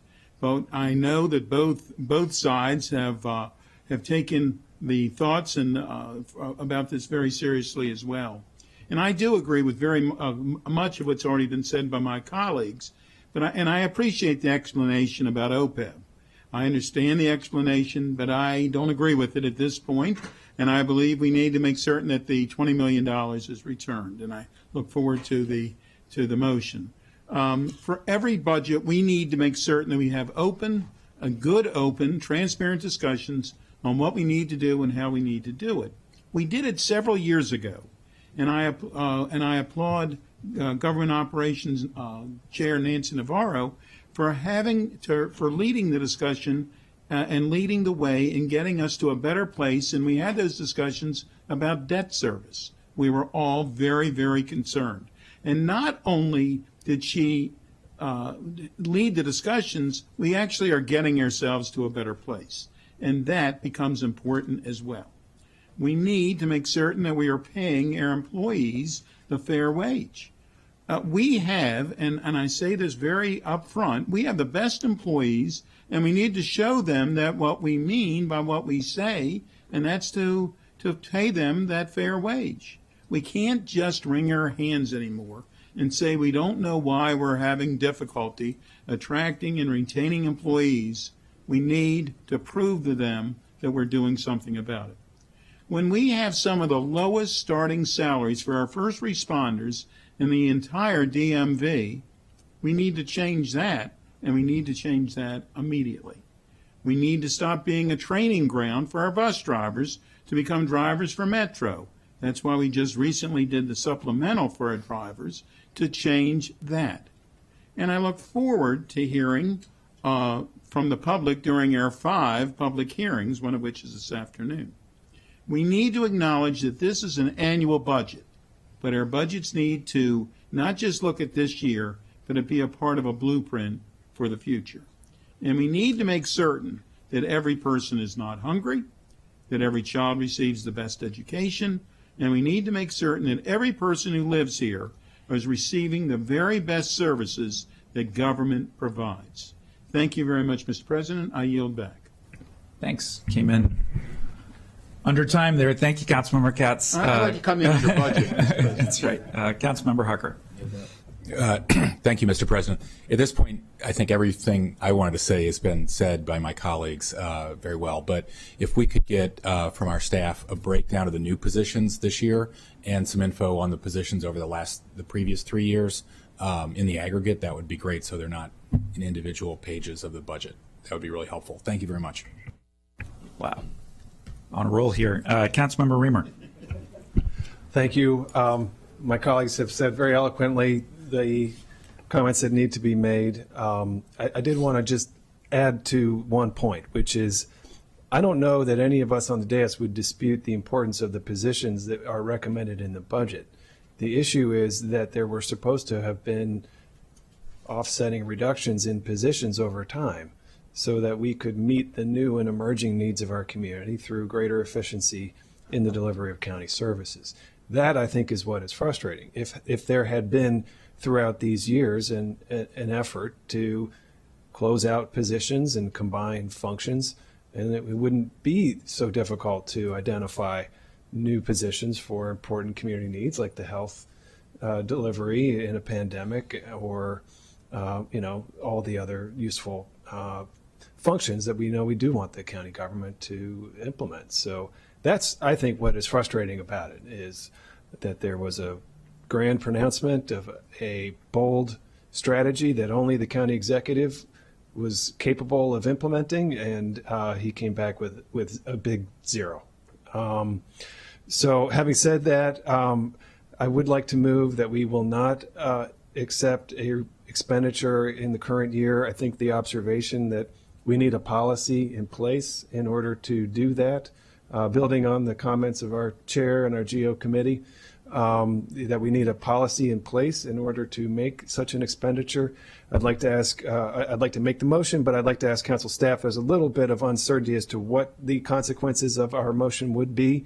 And so if you can just explain that for us, but I'll start just by making the motion that we will not accept the expenditure of revenue on current expenses from the OPEB trust.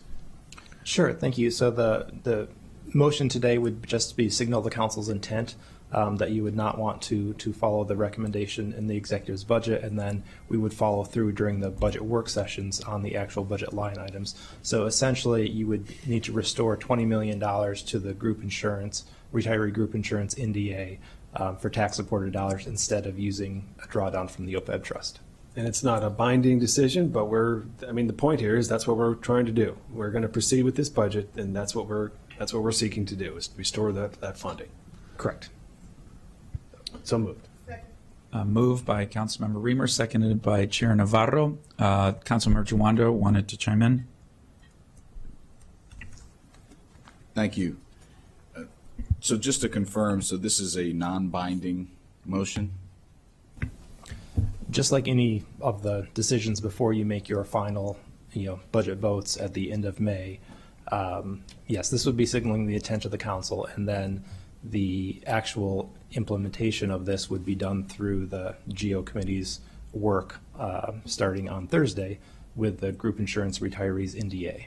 Right, and then they would move to restore it, and then we'd have to back in the $20 million that's assumed in the county executive budget as part of the larger budget process. Correct. As a reduction or whatever. Okay.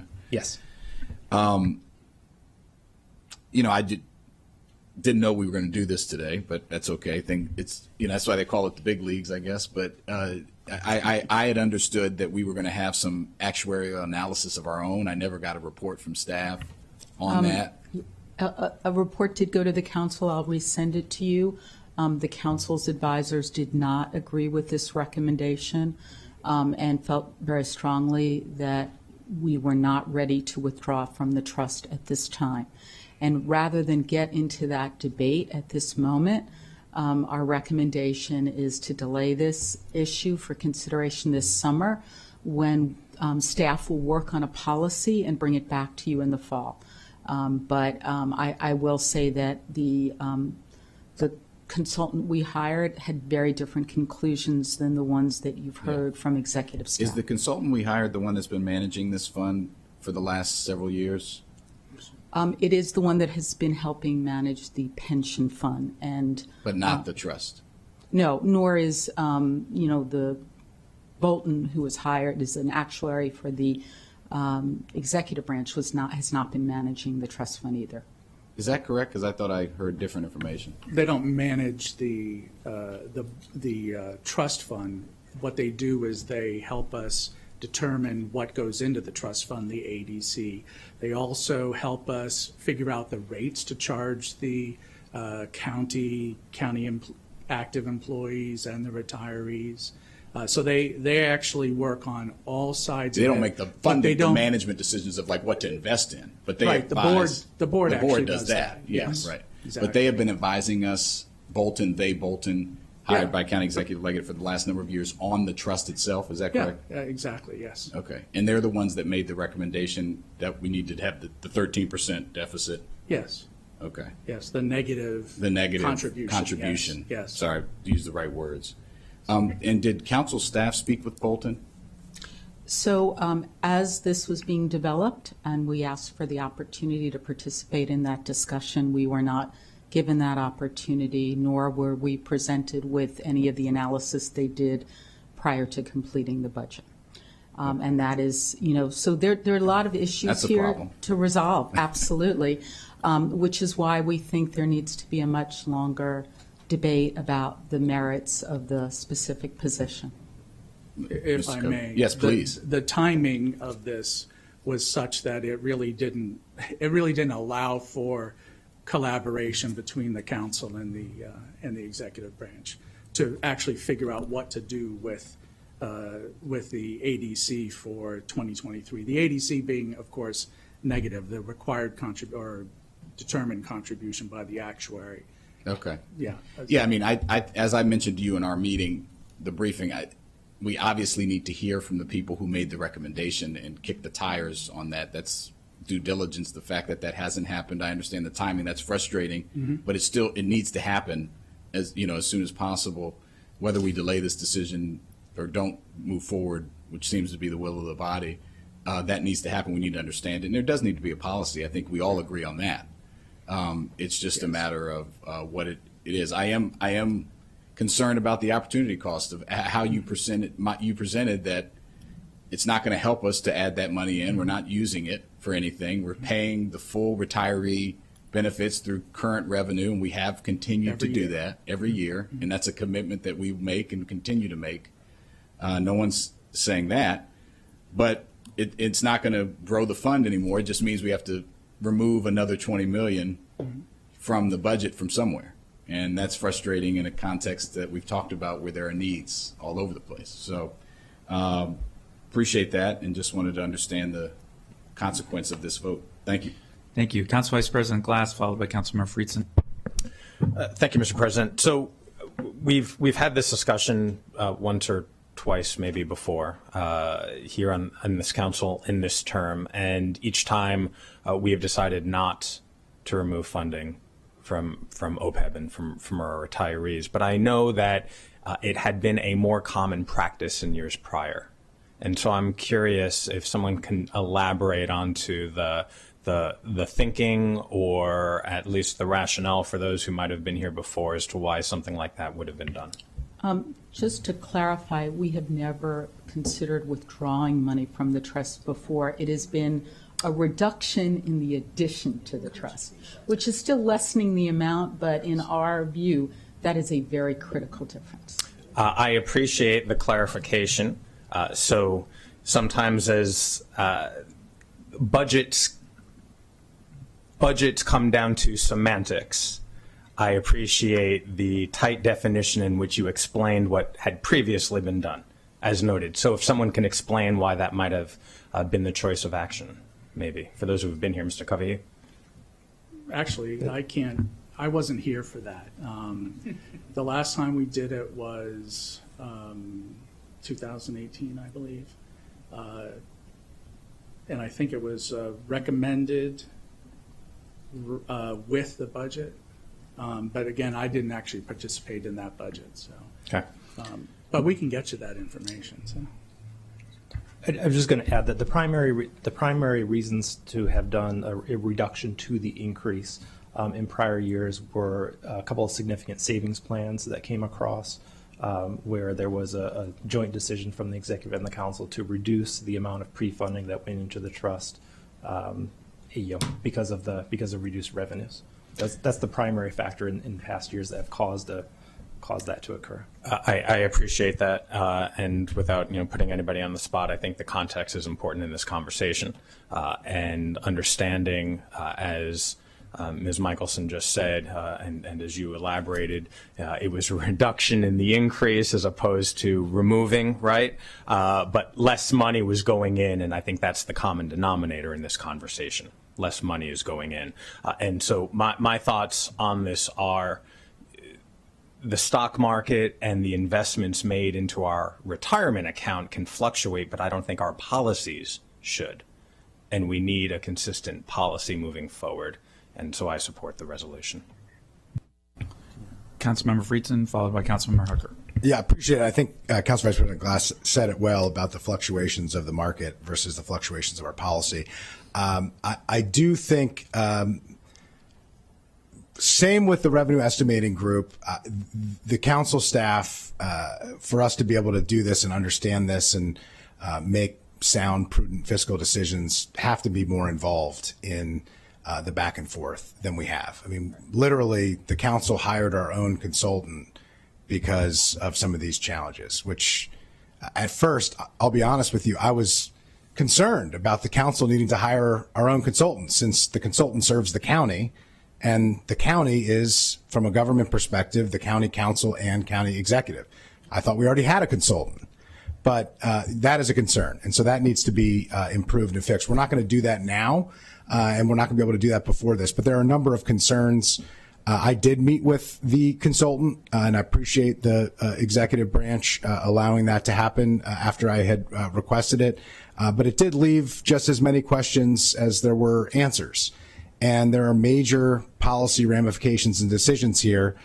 When it relates to the stock market, the assumptions that we make are significant. We heard from the Board of Investment Trustees, the expectation is 6% over the next 10 years. That is not the assumption that the actuaries determine. There's a stress test. We still haven't seen that. Council staff should analyze that. We should analyze that.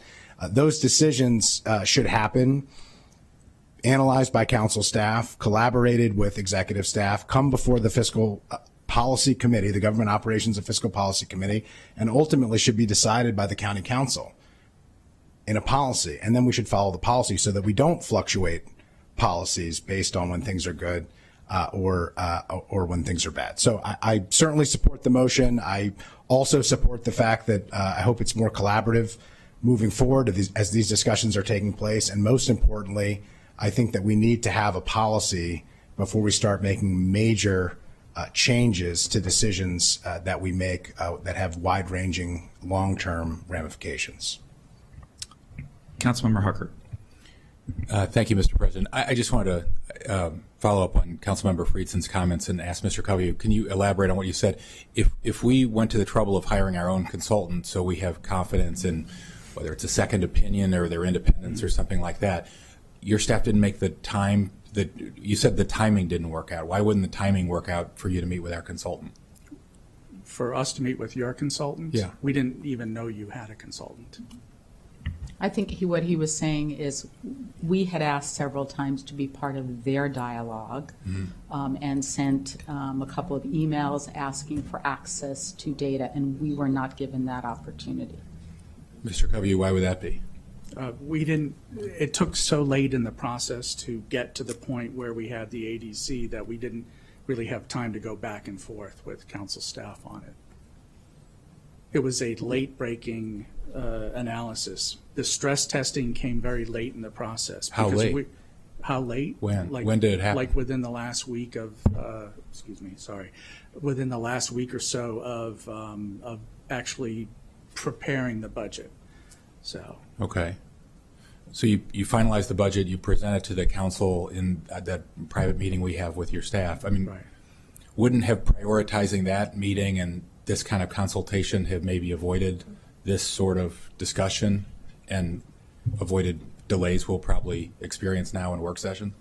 Oh, possibly so, but when you look at a negative ADC, which was a kind of a surprise to us, we did not expect a negative funding requirement. ADC is the funding recommendation from the actuary. We did not expect to see a negative ADC for another 8 or 10 years or something like that. The negative ADC sort of presumes that you are ready to actually start using the trust for its intended purpose, which is paying benefits. So we've actually hit that much earlier than expected. We were at 30-something% a few years ago, 40-something% a couple years ago, and 60-something% funded right now. And we're getting to a point where there's so much natural growth in the fund, even at a 6% level, that it's going to be stable over time. It's going to be able, in the not too distant future, if not actually right now, pay retiree expenses and still grow. So we got this information late in the process. It's unfortunate that we got it late in the process. Otherwise, we would have shared it with council staff. Okay, yeah, That's helpful. I feel like I talk to residents all the time who feel like they're poorly served by stovepiping in the county government, and that they are concerned about a lack of collaboration between the executive branch and the legislative branch. And it seems like this likely could have been avoided, and I think we're going to probably pay the price in some of our work sessions coming forward. But anyway, thank you. Thank you. So we have a motion on the floor and a second. All those in favor of the motion, please raise your hands. And that is unanimous. All right. We're way over, but that was obviously an important discussion. And so we look forward and thank the GEO Committee for their work. And we will be tackling this and many other issues as we go through the budget deliberation process. Next, colleagues, we move on to the next item on the agenda, which is just an update. We will not be taking action today on the American Rescue Plan Act funds. And there's a discussion later this afternoon. That's why we have to talk about this now, just to provide some context. But I'll just, again, humbly ask that my colleagues, if you have comments, please limit those to just simply questions so we can get through this and then through the rest of this morning's agenda. Mr. Howard. Thank you, and I'll be quick on this one to try to help catch up. As the council knows, of the American Rescue Plan funding, which was $204.1 million that we expect to receive in 2 tranches, the council has already appropriated or set aside $176.5 million of that, and all the different uses are listed in the packet. So there is $27.5 million remaining. And after the request of the council on December 14th, when we did our last ARPA update, council staff worked with the executive branch and relevant partners to identify a package of spending options for those remaining dollars that are both ARPA eligible and that meet the council's racial equity and social justice goals, as you asked us to do when developing this. And so on page 2 of the packet is a list of proposed ARPA uses. It includes $3 million for workforce development, $6.9 million for business assistance programs, $3.375 million for mental health and mentorship resources, just over $3 million for stormwater infrastructure uses, $1.7 million for food security, $730,000 for public safety and health issues in Silver Spring and US 29 corridor, $3.7 million for rental assistance to help plug the gap in state funding, and additional $5 million for affordable housing with a specific allocation to be determined in conjunction with the FY23 budget review. And so that package is kind of before you today for any questions and thoughts. If the council supports that package, staff will begin preparing appropriation resolutions to implement those. And the reason we wanted to make sure it came before you this morning is that one of the wellness centers appropriations from Councilmember Navarro's package is coming before the council for action this afternoon. And if the council supports this approach, then it would require switching the funding source before you act from general fund reserves to ARPA federal funds. And with that, I will turn it back to you, Mr. President. Thank you very much. This obviously was circulated to all my colleagues. And I want to thank everybody. Every committee on this council has worked towards this ARPA strategy. And I also want to double down and thank our federal partners for these resources, which has been a lifeline for us, literally a lifeline for us in local jurisdictions across the country to weather the storm over the last several years. Councilmember Rice would like to make a question or comment. Just very quickly, Mr. President, I really want to just thank council staff for doing such a phenomenal job and really highlighting so many of the issues that we know are so important to us. So many people have been impacted, and just say, highlighting when it comes to arts, which I mentioned before in my previous comments, but one that's oftentimes not mentioned. And so people oftentimes forget about our arts community that was hit incredibly hard. I mean, there weren't many theaters or arts venues that were able to be open through the majority of the pandemic, where others were. Being able to help these businesses get back on their feet is incredibly important. And then when it comes to food security, it was one of the first things that we passed as a council, one in which if we are committed to making sure that no child goes hungry in this country, we've got to make sure that we double down and continue to invest in food security and make sure that that happens. So I just want to say thank you. Thank you, Mr. President. Thank you. Councilmember Navarro.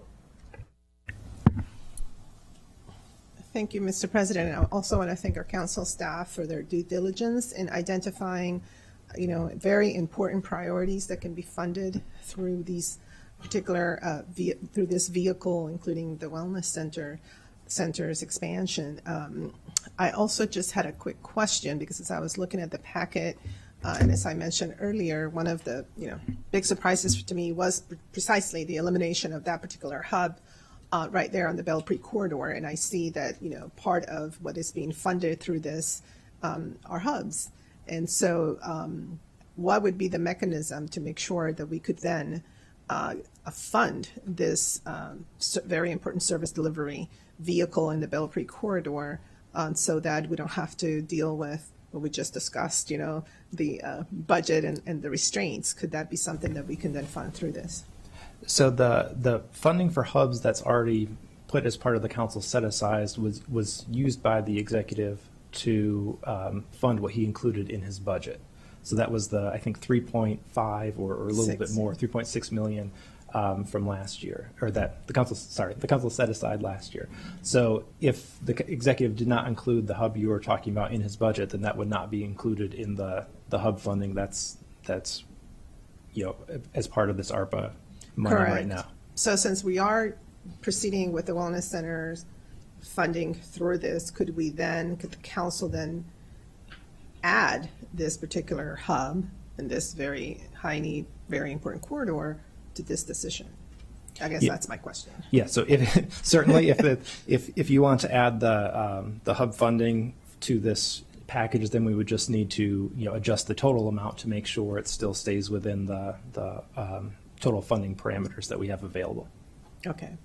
So I would like to request that. I unfortunately don't have that amount in front of me. I don't think it's out of control or anything like that. But if our council staff could just get that line item, and then I don't know what the procedure would be, but I guess I'm assuming my colleagues would agree that this is such an incredibly important service delivery model, and fills a very important need in that community, and this would be a great way to provide that funding for them. Yeah, so if the council would like us to do that, we will certainly figure out what the amount is and then send around what kind of impacts that would have, so we'd just make sure we fit it into the total. But again, today is just the intent of where you want us to move forward with this, and then we'll start working on the appropriations after that, so we can certainly do that. Okay. My colleagues okay with that? Thank you. Yep, that makes sense. Councilmember Friedson. Thank you, Council President. Thank you to council staff. Thanks to all colleagues. I know that we all had different approaches to this funding. There was a lot of agreement, but there was some disagreement, and I do think this isn't exactly what any of us individually would have wanted, but I do think it reflects a lot of the priorities that we all share. I'm very pleased with that. Just wanted to note that the Seven Locks Road culvert replacement in particular, this is a project that we've been working on with the executive branch related to the historic Scotland community and the Scotland Community Church. There's also cost-sharing grants, some state funding that we were able to secure, and the county executive has included in some of his amendments cost-sharing for that. And then storm drains more broadly, which we know are getting more frequent and more challenging for so many of our residents, in addition to all the business assistance, the arts grants, the hotel relief, the additional food security, rental assistance and affordable housing. I really do think this reflects an opportunity for us to invest, as we talked about earlier. I just had a quick question related to Councilmember Navarro's question.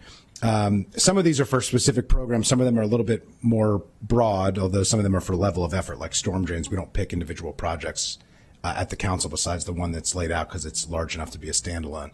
As we take that up, will there be an opportunity as you come back with this, if there's funding within the line item, so to speak, here, if there's consensus and agreement of particular funding of where that would go, is there an opportunity for us before the resolutions come before us?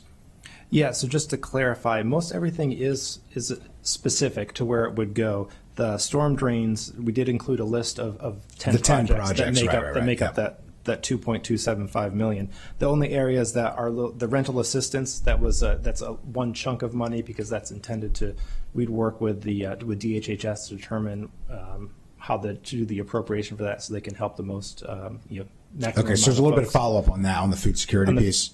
No, sorry, the rental assistance. Rental assistance, got and it, okay. the affordable housing too. We would need to determine the specific use for that as part of the budget Right, process. so we'll come back on those items Yes. particularly. Yes. And then the food security, we'll just go to the food security task force as part of their implementation. That's the plan here? Correct. To fund out through June of 22. Correct. Okay, thank you very much.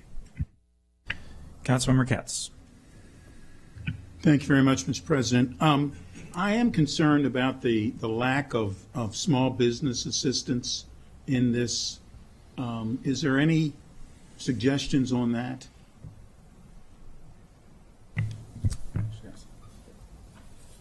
The proposal does provide almost $3.375 million under programs we've already done. One was rental assistance.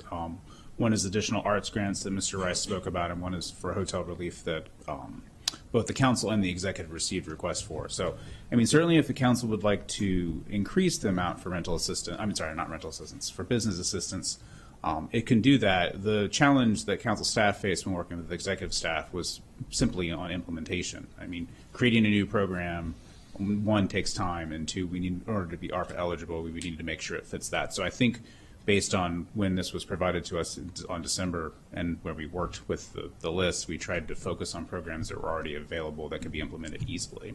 And they were already available, but would this allow for anyone that had not applied prior to apply now? Under the hotel relief and the arts grants, yes. It would. Correct. The business rental assistance is the remaining businesses that applied to that program but did not receive funding. And so that list already exists. The other two would be under the. Well, is there a way that someone that didn't apply prior, and I understand that means opening up a new program, but if someone didn't need the assistance then but needs the assistance now, if the idea is trying to keep them in business, you know what I'm saying? I do understand what you're saying. None of the programs before you will do that right now. I would hope that we could figure out a way that we could help people that those that needed help prior, as well as those that have realized they need help now. Thank you, Mr. President. Thank you. Councilmember Jawando. Thank you. I agree with Councilmember Katz. You know, I think I've agreed all along. I know we were operating under constraints, but I'm glad to go after him. You know, the business rental assistance program is something I put forward, and you know, we had a lot of interest. A lot of people didn't know about it until after the week period had already closed. Things are different now too, and so while I think it's a good thing for in that program, for example, to fund the people who applied, it would be great. I think what we should allow other people to apply because there's need. And just as a reminder, that provides that $10,000 for your rent or your lease space for retail businesses, which is their number one cost. I think the other programs make sense as well. We have a lot of good things in here. Really happy that we're funding the out of school time and the wellness centers initiative and the hubs as well. And I think there's a lot in here, but I would also request if there's a way that we can rework this to, it's already a running program, so it would just be, I think, working with LEDC, who helped us last time, to open up another window if the funding was there. Is that correct? Certainly. So we worked with the parameters we were given. It's ultimately the council's decision. The one parameter we cannot change is the remaining total dollars for ARPA. And so we, similar as what Ms. Navarro asked for one hub, we can rework some of these numbers and provide a different scenario.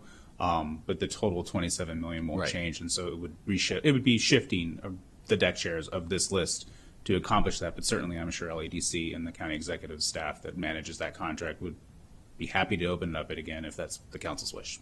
Okay, you can't shake that magic federal money tree, but you can rearrange. Okay, I appreciate it. Thank you, Mr. President. Councilmember Hucker. Thanks. Since we're adding to your to-do list. Something that I've been supportive of for years that is rarely draws much investment in the executive's budget over, for many years is transportation demand management. Employees have been asking, throughout the economy for more opportunities to work remotely for years. Some employers have robust programs, like the federal government is well known, and others. A lot of other employers in the private sector have resisted that with concerns about productivity or technological barriers. A lot of those are out the window now that we've lived through 2 years of remote learning, remote work, and many employers are requiring returns to work, and we're seeing more congestion on our highways. Given the fact that it would relieve congestion and help us meet our climate goals, and we're unlikely to see a big new infusion of any congestion relief for several years, I'd like us to look at opportunities to add to that, because I think it helps us meet several goals we have. And we've lived through a unique period now where where there's heightened expectations among our employees, and a lot of the technological barriers have been removed. My only thought on that is that may be difficult to fit in based on the ARPA eligibility requirements from Treasury, which are very specific. So notwithstanding that, we can take a look at that, but that might be an issue that's better to deal with within the context of the 23 budget as opposed to the ARPA overall stuff. budget, yes. Yeah. And I'll talk to Glenn as well. Thank you. Great. So no vote here. Hopefully you guys have what you need, and will come back to us with those responses. So thank you all. All right, that moves us on to the next two items on the agenda, which I will go through quickly because these are just introductions of bills. The first is Expedited Bill 722, Fire and Rescue Services, Credited Service for Group G members. The lead sponsor is me as Council President at the request of the County Executive. The public hearing is scheduled for May 10th, 2022 at 1:30 p.m. So that bill is now officially introduced. And the second is Expedited Bill 822, Fire and Rescue Services Length of Service Awards, Program for Volunteers with amendments. The lead sponsor, once again, is myself at the request of the County Executive. The public hearing is scheduled also for May 10th, 2022 at 1:30 p.m. So Bill 822 is now officially introduced as well, which takes us to legislative session day number 11, call of bills for final reading. The first is Expedited Bill 4921, Police Accountability Board Administrative Charge Committee as established. I'll just remind everyone that we had intended to vote on this prior to the recess, but pending state legislation, we thought it was best to hold off to see how the dust had settled. So Ms. Wellens, could you provide us with an overview on what the General Assembly ultimately decided and how that may impact what is before us this morning, afternoon now? Yes, thank you, Mr. President, and good afternoon, council members. As you noted, Mr. President, the General Assembly did act in a manner that does have some effect on the bill that's pending before you, Bill 4921. Specifically, the General Assembly redrew the scope of complaints against police officers that will be subject to the review of the new boards that you're creating under Bill 4921, the ACC and PAB groups. And the expansion of the scope is to cover internal complaints regarding police or potential police misconduct, in addition to complaints that are filed and brought to the PAB by members of the public. There is a potential amendment for your consideration in order to align Council Bill 49-21 with the amendment that was made in the General Assembly. That is on the bottom of page 7. It's at page 7. It's PDF 9 of 49 for those who are looking at the PDF packet. And the amendment would be to amend lines 11 through 12 of the bill as follows. Complaint means an allegation of police misconduct involving a member of the public and a police officer, regardless of whether the allegation originated from within the law enforcement agency or from an external source.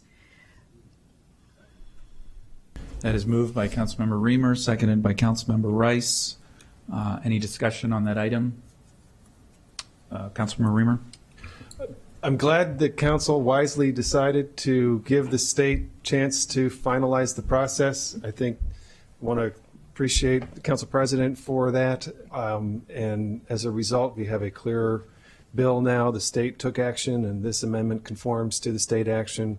And I think this is going to improve the disciplinary process considerably, and appreciate the fact that we'll all be able to make this change. So thank you so much. Councilman Jawando. I couldn't agree more. Also appreciate, Dr. Stoddard, you don't have to come up, but that you guys started recruiting. We kind of struck a middle ground so that we can meet the deadline, which did stick to July, is my understanding. Is that correct, Ms. Wellens? Yeah, so we're on our way. So really appreciate everyone working together on it. Thank you, Mr. President. Thank you. So we have a motion and a second on the floor. All those in favor of the motion, please raise your hands. That is unanimous. Anything else, Ms. Mullins? Mr. President, just one other issue to note. It was brought to our attention this morning by constituents that the wording of the definition of police misconduct could potentially need clarification. And so I just wanted to note that, and I'm looking at lines beginning on line 28 of the bill, where police misconduct is described as a pattern, practice, or conduct by a police officer or law enforcement agency that includes depriving a person of rights protected by the Constitution, a violation of a criminal statute, and a violation of law enforcement agency standards and policies. And it's that word "and" that I just wanted to hone in on for just a moment, and this is on line 32. I just wanted to clarify that the legislative intent, I believe, of the General Assembly and also of this body is that "and" is essentially an "and or," because, for example, someone might deprive someone of a protected right under the Constitution, but not necessarily also violate a criminal statute. So just to clarify there that "and" on line 32 is essentially an "and or" scenario. And I wouldn't recommend changing it to "or" just because we are using the exact same language that the state enabling law used. So I think we should remain consistent with that. But I wanted to bring that to everyone's attention and, so that the council is aware of it. Thank you. Thank you for noting that. That's important context. So, Ms. Mullins, then, was one last run at the thing here. Yes, Anything I else? believe so. All right. I don't believe there's anything else. Thank you. Okay. So I'll just quickly summarize. This has been an important process for so many different reasons, and every jurisdiction has handled this differently. And I appreciate where we have landed. I appreciate and respect the feedback we've received from all sides on this critically important issue. And I think that we've landed in a place that's consistent with the General Assembly's intent, but also takes into account the situations we have here in our own community. So I'm proud of the work of my colleagues on this. I really do want to thank the executive branch and especially the central staff who worked closely with the state and the General Assembly. As Councilmember Navarro notes, the bouncing ball, this ball bounced many times over the course of this process, and I think we landed in a good place. Now, we will need a motion because there have been a number of amendments. So, Chairman Katz. Though I would like to continue these conversations for many, many more months, I'm kidding. Mr. President, I just wanted to say, and I am going to make the motion, but I just wanted to say I sincerely thank you.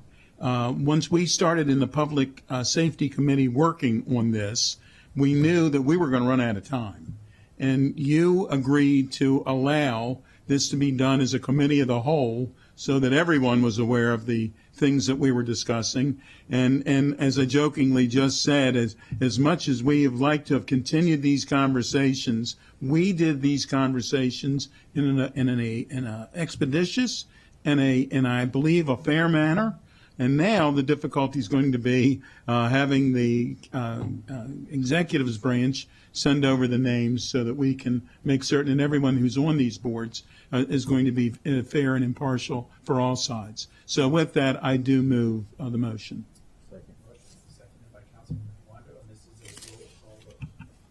Sorry, my mic wasn't on. Moved by Councilmember Katz, seconded by Councilmember Juando, and this is a roll call vote. Mr. Katz? Yes. Mr. Katz votes yes. Mr. Jawando? Yes. Mr. Jawando votes yes. Mr. Reamer? Yes. Mr. Reamer votes yes. Mr. Hucker? Yes. Mr. Hucker votes yes. Ms. Navarro? Yes. Ms. Navarro votes yes. Mr. Rice? Yes. Mr. Rice votes yes. Mr. Friedson? Yes. Mr. Friedson votes yes. Mr. Glass? Yes.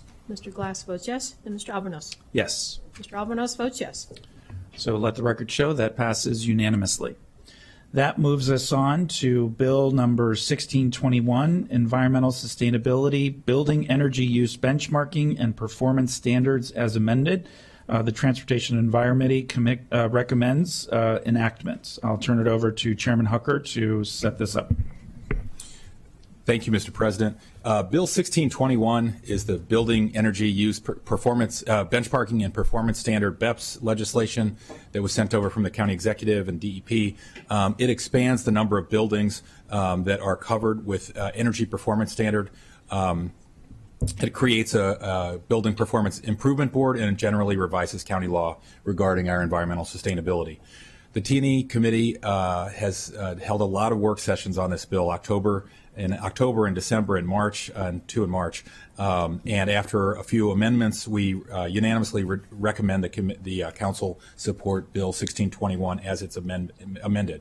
I want to thank Ms. McCartney-Green for all her hard work and the DEP staff on this as well. And certainly want to thank my colleagues on the T&E committee, Councilmembers Glass and Reamer, for their hard work as well. And we received copious amounts of feedback on this legislation, so I'm really grateful to all the residents and stakeholders and advocates that got us to this point as well.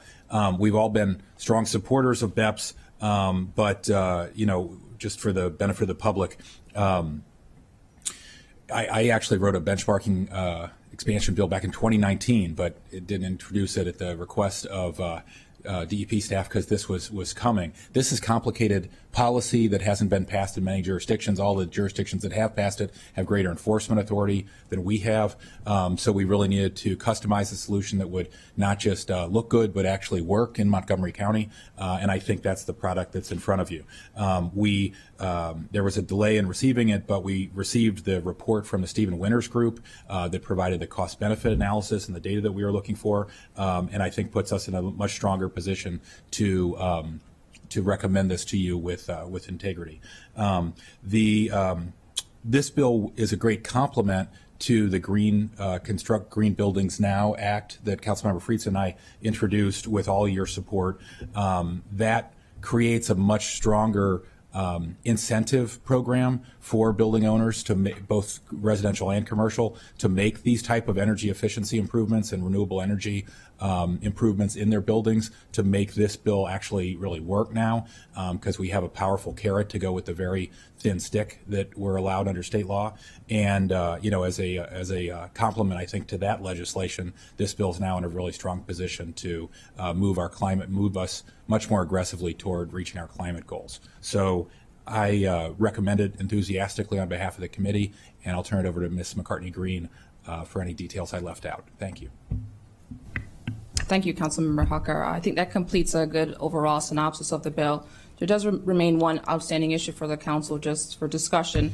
Happy to do that now, Council President. And so just to keep the council up to date, the General Assembly recently passed Senate Bill 528, Climate Now Solutions Act, and what that did was establish statewide standards for building energy performance standards. Well, we also had a local bill here, 1621 as well, that also established standards for local buildings.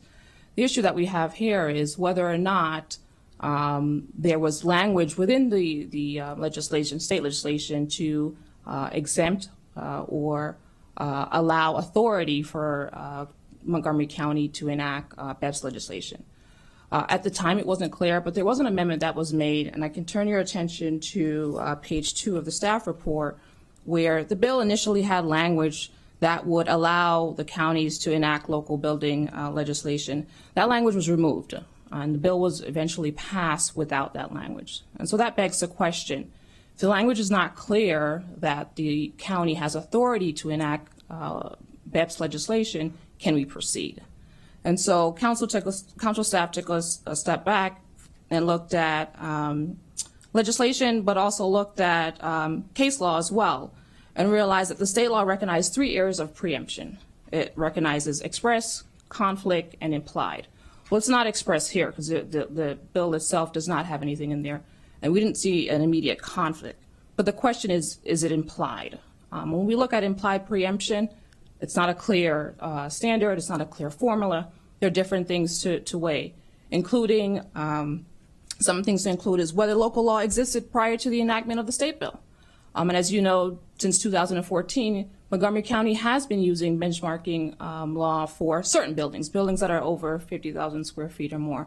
Bill 1621 expands that. And so the question is whether or not is that preempted. And so talking with the Office of County Attorney and looking at case law and looking at the facts of what happened and the intent of the General Assembly, it's not clear. It's not definitive that we are preempted from enacting Bill 1621. And with that being said, that does not impair on the council's authority to act today, whether moving forward or not on Bill 1621. Thank you. Did you want to say something? Go ahead, Yeah, that's a great analysis and summary. I'll just add, I've spoken to the head of our Intergovernmental Relations Office about this issue, as well as the Speaker's Office and the chair of the committee. I understand why they made the decisions they made in Annapolis. Those are relatively commonplace decisions there to get a bill to move forward. You're absolutely right. It doesn't have the express preemption language that would deny us the ability to pass this. And by passing it and then moving our regulations forward, we lower the chances that we are preempted at all with any or lose any legal battle, that alleges that we are preempted. So that's why I feel confident moving it forward and letting the executive branch get started on moving the regulations. So eagerly recommend it. Thank you. Councilmember Reamer. Thanks. I certainly hope that our ability to do this will be upheld. The regulatory process to take this law to the next step is a monster undertaking, and it's going to be very controversial.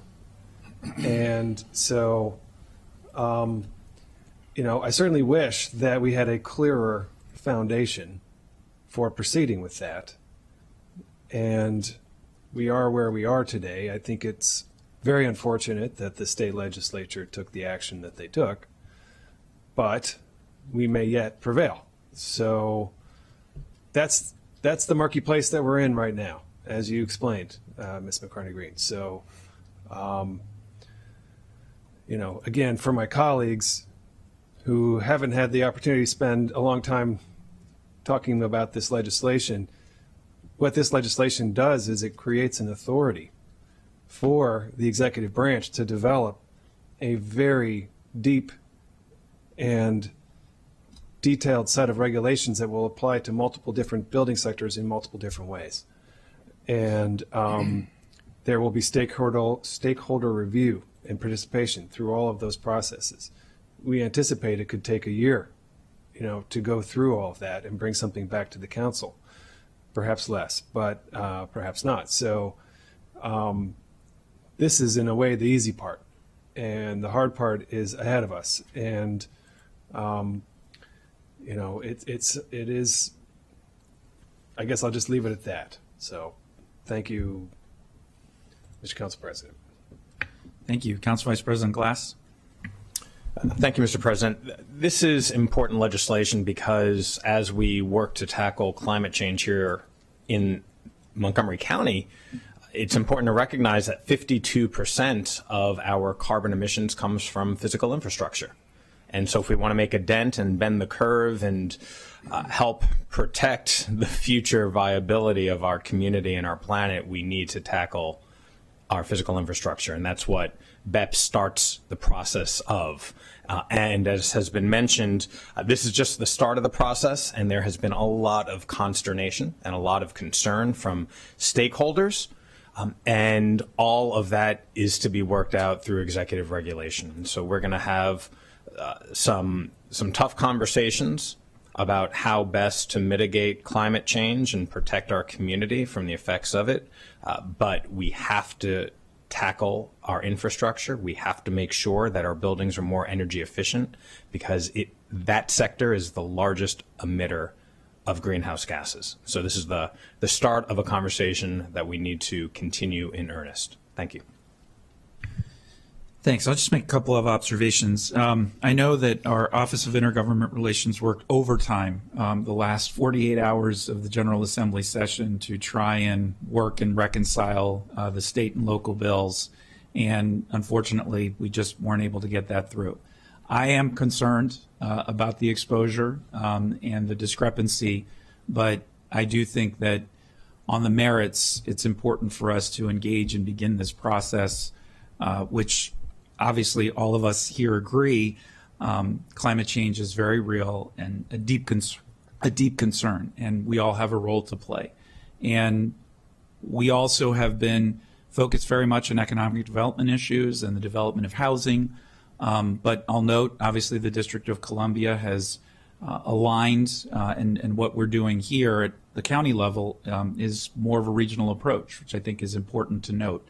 But I think it's important for this to move forward, but we should take some lessons learned in this process next year as we go through the General Assembly session and see if there's a way that we can avoid challenges like this in the future, because it led to a lot of consternation, and there will still be some confusion after we pass this, as you noted, Ms. McCartney-Green. And I want to thank you also for your hard work and due diligence in working with the General Assembly all the way through till the end. So this is a roll call vote, because I believe there are, I don't believe there are any other amendments that have been proposed. Is that correct? No amendments have been proposed. Okay. So then, Madam Clerk, could you please call the roll? Mr. Katz? Yes. Mr. Katz votes yes. Mr. Giwando? Yes. Mr. Giwando votes yes. Mr. Reamer? Yes. Mr. Reamer votes yes. Mr. Hucker? Yes. Mr. Hucker votes yes. Ms. Navarro? Yes. Ms. Navarro votes yes. Mr. Rice? Yes. Mr. Rice votes yes. Mr. Friesen? Yes. Mr. Friesen votes yes. Mr. Glass? Yes. Mr. Glass votes yes. Mr. Albornoz? Yes. Mr. Albornoz votes yes. All right, let the record show that passes unanimously, which moves us on to item number 6, the consent calendar. I know at least one colleague would like to speak to it, but can we get a motion to accept the moved by Councilmember Rice, seconded by Councilmember Friesen. Councilmember Rice. Just very quickly, and there are 3 items, and I normally don't comment on consent calendar, but items A, C, and D, which are ARPA funds to address IDEA funding, our Individuals with Disabilities Education Act.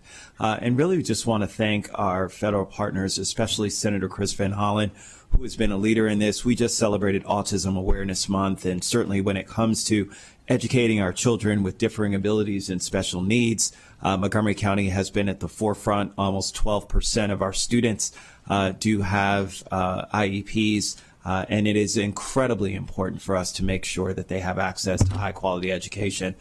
We have been funding that ourselves via MCPS's budget. The federal government has never stood up to its full responsibility when it comes to educating our children with special needs and differing abilities. And so to see additional funds to help to address this issue is incredibly important, especially at a time when we knew it was more difficult for our school system to actually do this work around COVID and having remote learning, not having the same in-person instruction and support. And so from that standpoint, just really want to appreciate the leadership of Senator Van Hollen and the great work of our federal partners in trying to get that. Hopefully we can see this be future-proofed and be sustainable if the senator's bill does pass that is before the Congress right now. So thank you very much, Mr. President.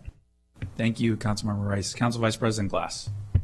Thank you, Mr. President. And I also want to thank all of my colleagues, and it is all of my colleagues who co-led or co-sponsored a resolution, which is item E on the consent calendar.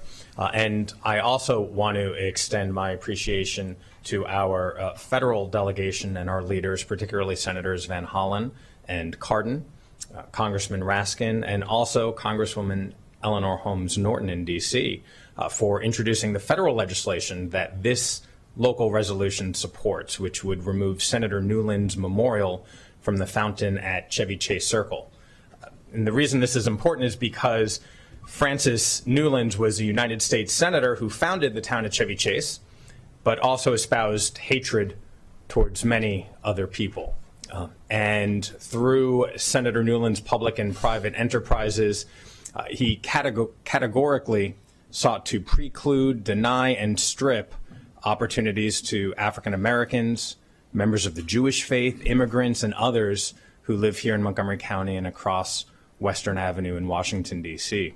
And quite frankly, his views run contrary to our commitment here in Montgomery County to equity and racial justice, to make sure that every single resident of Montgomery County feels welcome and safe.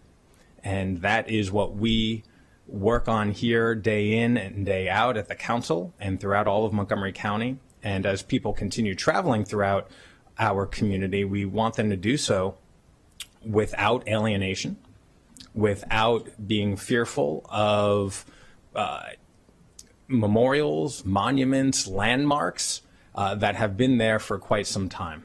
And so this is a resolution to support federal action, but it is another continuation of our expression against racism, against anti-Semitism, and making sure that what happened decades and quite frankly centuries ago do not happen today. Thank you. Thank you. So we have a motion and a second. All those in favor of approving the consent calendar, please raise your hands. That is unanimous. So with that, colleagues, we are adjourned to recess until 1:30. Thank you all.